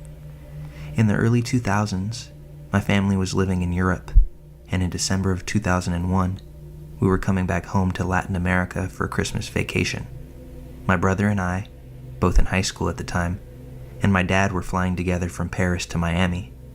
My dad was seated in business class, while my brother and I were in coach, sitting in the middle 2 seats of a middle row. The flight was pretty normal at first, absolutely nothing out of the ordinary. About 4 or 5 hours into the flight, I was reading a book, almost dozing off, when I heard a woman start to repeat the word "no" over and over. At first, it was real quiet, almost inaudible, but it quickly got very loud and urgent. Before I realized what was happening, she was screaming, "No, no, no," at the top of her lungs. I looked up and saw a flight attendant a few rows ahead of me, hunched over someone sitting on the window seat. My first thought was that a passenger was having a heart attack or some catastrophic health event, but her yelling was so unsettling that this couldn't be it. There was a strangely long delay in people's reactions. Nobody did anything. I completely panicked and froze in my seat. My brother, on the other hand, jumped out of his seat, jumped over the person sitting on the aisle seat to his right, and ran up to see what was going on. He was up there in a matter of seconds, and as he approached, suddenly everyone around us stood to see what was going on and/or try to help. She kept screaming, and now she was struggling with this passenger. He was really tall, so tall that his whole head was visible over the back of the seat, and he had long, curly black hair.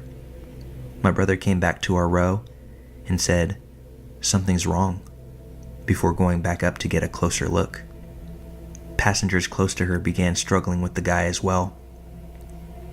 A bunch of people jumped on him and started pulling at him, and someone in the row behind him even pulled his hair back so hard that his face jerked towards the top of the plane.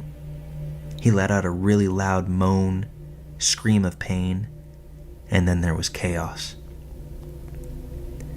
The aisles were so crowded that nobody could move. I saw a fire extinguisher being passed hand to hand from the back of the plane. I immediately thought there was a fire and that we were all going to die. It was an incredibly hopeless sensation to know that there was nowhere to run and no way to escape the situation unfolding in front of you. They passed the extinguisher up to a male flight attendant near the guy, and the flight attendant hit him with the butt of the extinguisher really hard in the face. They started asking for belts, headphones, straps, anything they could use to restrain this man. My brother took off his belt and gave it to the group. They wrapped everything they could around that passenger's arms, shoulders, and torso, securing him to the seat. I saw the male flight attendant who had hit him with the extinguisher carry a pair of large black tennis shoes to the back of the plane, which at the time seemed kind of strange, but I didn't think much of it. The flight attendants asked if there was a doctor on board to sedate the guy. People kept asking if there was a flight marshal on board as well, but nobody came forward. I can't remember exactly how or when things calmed down, but eventually everyone was told to return to their seats. A small group of the people that helped to restrain the guy were asked to keep guard on a rotation. There were always at least a few people sitting behind him or next to him, keeping an eye on him. I think there was even someone behind him holding a fistful of his hair for the rest of the flight. The pilot announced over the PA that there had been a security breach. I can't remember exactly what he said, but it was vague.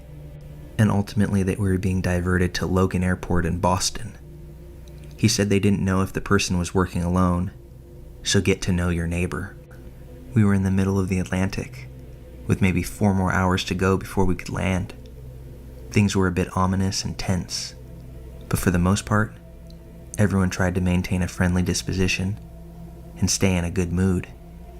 Nobody knew what had actually just happened. We weren't allowed to get up from our seats, and if you had to use the bathroom, you needed to call a flight attendant to escort you to the lavatory, where you weren't allowed to lock the door. I remember a grumpy old Frenchman, a few rows from us, got really annoyed after a while and kept getting up without permission just to annoy the flight attendants. They weren't happy. After a while, they put on the movie Legally Blonde to distract passengers. My brother and I went up to business class to talk to my dad. Apparently they didn't hear the extent of the chaos back in coach, and they were all going about business as usual. A few hours later, as we approached the US, we saw fighter jets outside of the windows on both sides of the plane. The pilot announced that they were there to escort us to Boston. A few little kids got really excited watching the jets. I later learned that these are the last resort security measures to prevent hijacked planes from repeating 9/11 style attacks. They were supposed to shoot us down in case of a major threat. We landed and were told to stay seated. A SWAT team came on board carrying assault rifles and tons of body armor. They cut off all the guy's restraints and took him off the plane. I saw everything in detail, since we were seated only a few rows behind him. We were parked in the middle of the tarmac for a long time before we were allowed to disembark. I remember seeing pieces of my brother's belt on the guy's seat as we left, and thought about taking one as a souvenir, but then I thought better of it. We were taken to a baggage claim area in Boston Logan Airport that was surrounded by a large metal fence to keep us all in one place. We were there for what felt like 3 or 4 hours, just waiting anxiously, and nobody would explain a thing to us. Passengers were getting really agitated, shaking the metal fences, and yelling at airport personnel that this was inhumane treatment. There was no food, nowhere to sit, and children were crying all over. Dozens of people were trying to sleep on the baggage carousel. They finally ordered a bunch of pizzas and let us into a waiting area with actual chairs, where each passenger was interrogated by the FBI. They were astonishingly unfriendly. I guess they were trying to discern if the guy had any partners on board. They then shuttled us to our baggage, where security officers thoroughly hand-searched every single passenger's shoes, suitcases, and carry-on bags, while patting everyone down as well. We were finally allowed to make a phone call, and we called my mom. The rest of the family was completely hysterical. They had been watching the news all day and knew that a member of an Islamic extremist terrorist group had tried to blow up our flight with a bomb that he had smuggled on board in his shoe. We had absolutely no idea what had really happened up until this moment, as we were kept completely in the dark. It was a very strange sensation. Up until this point, my dad, brother, and I had actually remained pretty relaxed considering the circumstances, and were more annoyed about the inconvenient changes to our travel itinerary than the crazy experience on the plane. We had no idea how bad the security breach really was, and how close we came to being killed. After about 12 hours in Boston, we were put on another flight home. My brother made the mistake of giving a few interviews to CNN and other networks while we were in Boston, so when we landed in our small country, he was immediately swarmed by the press and gave a bunch of interviews despite being exhausted. I was happy to finally sit and relax with my family after the longest and most stressful trip of my life. We later learned that the bomber, Richard Reed, had actually tried to board the same flight on the previous day. He was detained and questioned by French security because of multiple red flags. He had no luggage and had purchased a one-way ticket with cash, and this caused him to miss his flight. They put him on the next day's flight and put him up in a hotel kind of far from the airport, since everything nearby was booked. The following day, it rained, and on the walk from the hotel to the airport, his shoes got wet. This very well might have been the reason that he had trouble lighting the wick in his shoe. His plan was to light it mid-flight. He waited until the passenger next to him went to the bathroom, and then he attempted to light his shoe with matches. The female flight attendant that first engaged him had smelled the matches and was walking up and down the aisle to look for the passenger who, she had assumed, was trying to smoke a cigarette. She saw him with his shoe in his lap and immediately tried to take it from him. They struggled, and he bit her hand. Reed is now serving 3 life terms in prison for his attempt. A few things that I'm incredibly grateful for from that flight: the quick and decisive actions of those attendants and the passengers aboard, as well as the inclement weather of France, knowing now that that's probably what saved us all from a fiery death above the ocean.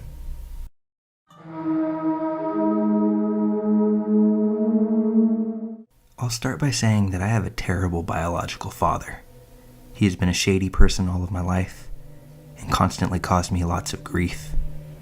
This is just one of those examples. When I was 4, my parents split up. My mother and I moved states, and they agreed that I would visit my dad over school holidays for a week. This particular time, I had been with him for a few days when I was playing with my cousin at a nearby park. A car pulled up, and I recognized the man as one of my dad's friends.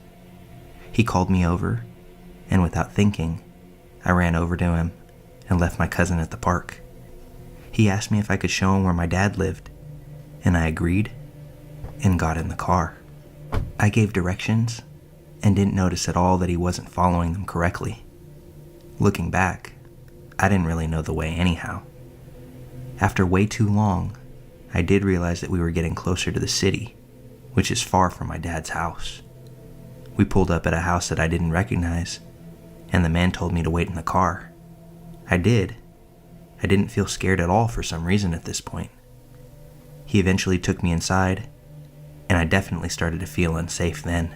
I remember 2 girls passed out in the main room, and a much older man was feeling them up everywhere. I made eye contact with this man, and he made me feel sick to my stomach. I had definitely figured out that this was a bad situation at this juncture.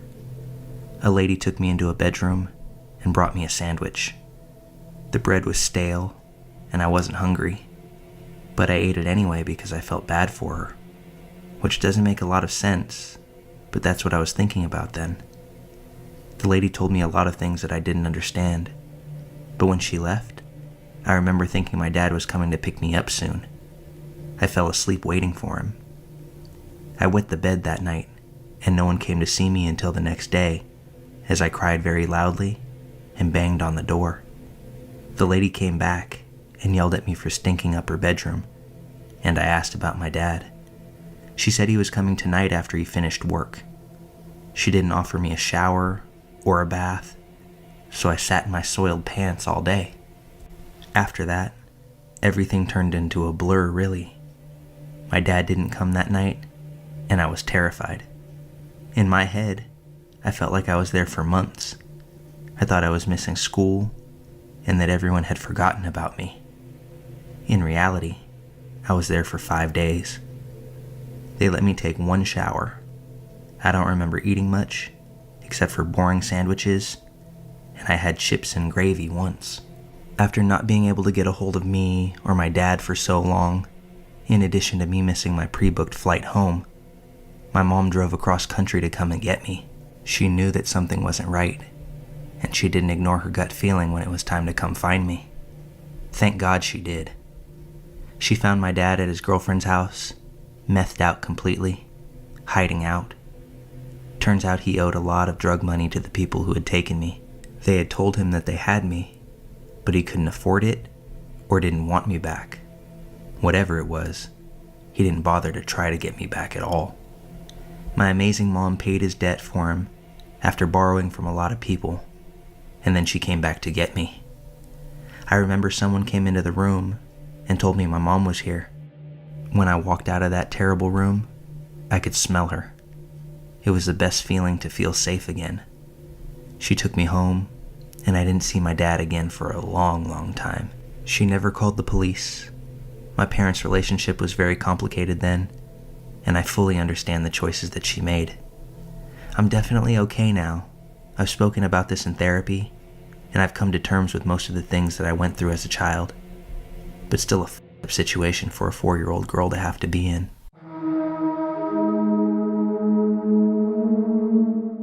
When I was 20 years old, so about 6 years ago, I worked as a pizza delivery girl for a pretty popular pizzeria in my area.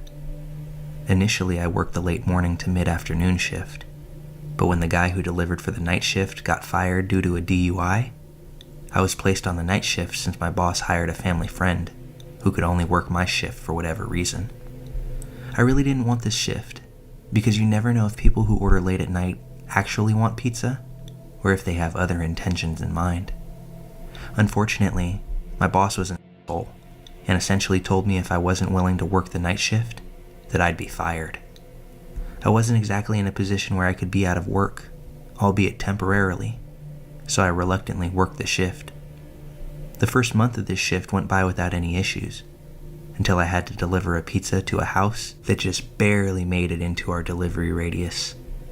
I punched it in on my GPS, and the house was located in a pretty suburban part of the city. I arrive and it's about 11 p.m.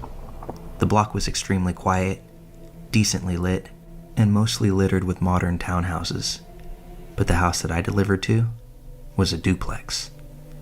I ring the doorbell and wait for about 30 seconds. No answer. I ring it again and wait another 30. Still no answer. I'm standing there getting pretty nervous that something's about to go down, but thankfully a man opens the door. He looked like he was in his late 40s, pretty tall, maybe a little over 6 foot, and he was very skinny. I tell him his pizza is here, and he just stands there staring at me. I asked him if he was okay, and he responded by saying, "Yeah, I'm fine. I got off work not too long ago, and I'm zoning out a bit." Fair enough, I suppose. He hands me the money. I hand him the pizza, and as I'm making change, he says, "You're really beautiful, you know that?" Not really thinking too much into it, I thanked him for the compliment and gave him his change. I said goodnight, and he did too. I walked back to my car and finished my deliveries for the evening. A few days later, I get a delivery order to the same place. I head over there around the same time as the last time and ring the doorbell. He answers the door very excitedly and said, "Hey, it's you again. How are you?" I told him that I was tired and couldn't wait to go home, to which he chuckled and said, "I know that feeling pretty well," as he was pulling out his wallet. As he's counting his money, he asked me what my name is. Being kind of tired at this point and not really thinking straight, I stupidly tell him my name. As I'm making change, he asks if he could have my number, as he'd love to hang out with someone as gorgeous as I am. Whoa, buddy, pump the brakes. I've literally only met this guy twice to deliver a pizza. I had no idea who this guy was, and I'm positive he barely knew who I was as well. Another thing to mention is that I looked way younger than I was at the time. I was told by numerous people that I still looked like I was about 15, and I was hoping he thought differently and wasn't hitting on what he thought was a teenager. I'm just standing there awkwardly for a few seconds before I muster out, "Sorry, I have a boyfriend." He gets upset and says, "Oh, okay, I see." We stand there in silence before I tell him to have a good night and walk back to my car. He says nothing and still stands at the doorway staring at me until he finally went back inside once I got my car started. I got a pretty creepy vibe from this guy and even brought it up to my coworkers. They agree that it was pretty creepy, except for my boss who overheard everything and claimed I was making up stories and trying to gain sympathy for having to take the shift. Like I said, asshole. A week later, as I'm working the night shift again, we get an order from the same guy, and this is when finally hits the fan. I arrive at the house at around 10:30 p.m., and keep in mind that from my perspective on the road, it didn't look like a single light in the house was on. I get out of my car, and I walk to the front door with the pizza box in my arms. As I'm approaching the door, it quickly swings open to reveal the man, except this time he was wearing a suit, and I jumped back. He laughs and said, "Sorry if I scared you. I saw you out the window and figured I'd just open the door now so that you wouldn't have to ring the bell." I was getting scared because, as I mentioned before, there were no lights on in the house. So is he sitting in the dark this whole time? And if so, why? I nervously laugh and say it's okay. He asked me if I liked his suit, to which I said yes. He then asked me, "Would you like to go on a date with me tonight?" What the f***? I once again tell him that I have a boyfriend, to which he chuckles, gets close to me, and says, "Honey, there's no way a girl your age is in a serious relationship. If you go on a date with me, I'll show you how a real man treats a girl." He grabs the pizza box from me and throws it to the side, and then he grabs me by my arms, hard. I'm officially bricks at this point, and trying not to cry from the fear that was overwhelming me. I start pleading with him, "Dude, please, I just want to go home. I don't want to go on a date tonight." He stares at me with the most sinister look I've seen on someone's face and says, "I don't care. Get inside, now. We're gonna have a good time." He starts trying to pull me into the house, and I'm trying to resist as hard as I can. After a bit of struggling, he lets go of one of my arms and starts grabbing something out of his pocket, which I presumed was a knife. I did something that to this day I'm still thankful worked. I used my free arm to punch him as hard as I could in his stomach. This stuns him for a few seconds, and he loosened his grip on me. That allowed me to break free. I quickly run to my car, and as I get in, he runs at me and tries pulling me out of the car, holding the knife in the other arm, and yells, "Why are you making this so f***ing difficult?" I grab a half-filled soda bottle that I had in the cup holder and throw it at him. Luckily, it hits his head and he lets me go once more.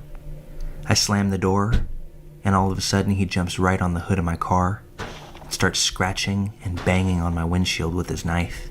I put the car in reverse and quickly back out of the spot and reverse down the road with him desperately trying to hold on. He's banging on my hood screaming, "Stop the f***ing car." I turn onto the next road as swiftly as possible, and luckily he falls off the hood of my car in a heap. I slammed the gas as hard as I could to get as far away from that sick bastard as I could. In my panic state, I drove a couple of blocks down the street and kept making turn after turn onto other side blocks as I feared he was following me. Eventually, I reached the red light, and I slammed on the brakes and just sat at the intersection frozen from what had just happened. I began crying and violently shaking as I was sitting there. It dawned on me that I came so close to losing my life, and I couldn't help but feel like I shouldn't have been alive.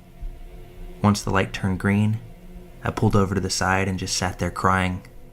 Eventually, I get the energy to drive back to the pizzeria, and almost immediately after I walk in, my coworkers knew that something was wrong. I practically broke down in front of them, and everyone else came to the front wondering what was going on. I fought my tears and explained everything that had just happened. My coworker comforted me, and my boss surprised me by beginning to apologize profusely for what had happened and for putting me on the night shift in the first place. He took me into the office and handed me the phone to call the cops. They arrive at the store, and I give them my statement, as well as taking pictures of any marks on myself, as well as the scratches on my car from the encounter as evidence. My coworker followed behind me as I drove home, and I collapsed on my bed and, strangely enough, managed to fall asleep. I quit my job the very next day, and luckily a friend of mine managed to hook me up with a new job at her clothing store. As far as the psycho goes, 2 days later I receive an update from the police. The entire duplex was owned by the guy's brother, who lived on the right side with his wife, and the psycho lived on the left side of the duplex. I learned that he had been in and out of jail constantly, at first for robberies and assaults, but later for much worse crimes targeted at women. He had been released from jail about 5 months before this encounter for having an inappropriate relationship with a minor. When they arrived at the house, he was long gone, and his family had no idea where he ran off to, but the police insisted that they would find him. And indeed, they did, albeit not alive. I spent the next 2 months in fear that he would find me and finish what he had in mind, but the police contacted me and updated me on the case. Apparently, he fled to another city nearby and attempted to kidnap a teenager walking alone late one night. Luckily, somebody happened to be looking out the window at the right time. They called the police, and the police caught him trying to force her into his car. He manages to flee, and the police give chase. He blew through a red light near a busy boulevard, and a van slammed right into the driver's side of his car. By some sort of miracle, the driver of the van only sustained minor injuries, while the psycho succumbed to the blow long before the ambulance even arrived. I thank the officers for everything that they did, and for informing me, and then I walked out of the station. I walked down the street and light up a cigarette as I'm taking in everything I had just been told. I don't wish death on people, but after hearing about his death, I only felt relief. Relief that he couldn't hurt anyone anymore. Relief that I would never have to encounter him ever again, and that I wouldn't have to go through with charging him and reliving what happened that night. Although this happened years ago, every so often I get the unsettling thought, wondering what just would have happened if he'd managed to pull me into that house. I shudder every time it comes to mind.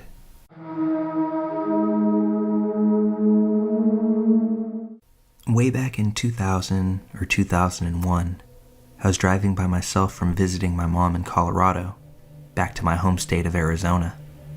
I was in a station wagon and had a desk that my mom had given me that was my grandfather's.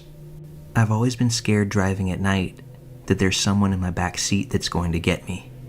This might be because of too many scary movies, or because my mom's paranoia rubbed off on me. I was in the Army and drove back and forth a lot to visit her. She would get mad at me for sleeping at rest stops or gas stations and tell me that someone was going to kidnap me, or worse. But I just didn't want to be bothered with the hassle and expense of a motel most of the time. I digress. So I'm driving an empty stretch of highway late at night with no other cars around. This red truck approaches me from behind, flashing his lights and honking his horn at me. I was thinking to myself that there was something wrong with my car, or maybe there was something wrong with the desk in the hatchback, because why else would he be so insistent on trying to pull me over? So I do. I pull over. I was in my mid-20s and still a bit naive, just so you know. As I start to exit my car, he's directly behind me and still flashing his lights and honking his horn. I got about to the middle of my car as I was walking back towards his when it hits me. Why is he still honking at me when I'm out of my car? That's odd. Then he starts to get out of his truck, and that's when I knew something just wasn't right. I jumped back in my car and sped off. The next exit was about 45 miles away, and he followed me the entire time. I take the first exit and go to a crowded grocery store with a laundromat next to it. There was an ambulance parked at the laundromat with its lights flashing, so I parked right next to it. I figured that if there was an ambulance, then eventually a police officer would come. The man stayed in his truck in the grocery store parking lot, watching me the entire time. I was terrified. I didn't want to get out of my car, and felt like an idiot if I would have had to tell someone what happened. I waited about an hour, and he finally left. After he left, I waited a little longer before continuing my drive back to Arizona. I was paranoid and watchful for any red trucks the entire time. Fast forward about 5 or 6 years, I'm watching Unsolved Mysteries or some similar type of crime show with my husband at the time, and what story pops up? One about a man on that exact stretch of highway with a red truck that used those exact tactics to get a few women to pull over before murdering them. While they never caught this man and were only able to profile him based on the story of one survivor, I know in my heart of hearts that that's who I encountered that night, and I'm thankful every day that my fate did not match that of those poor, unlucky women. I suppose the lesson to be learned here is, if you're ever driving down a lonely, dark highway, be very selective who you pull over for.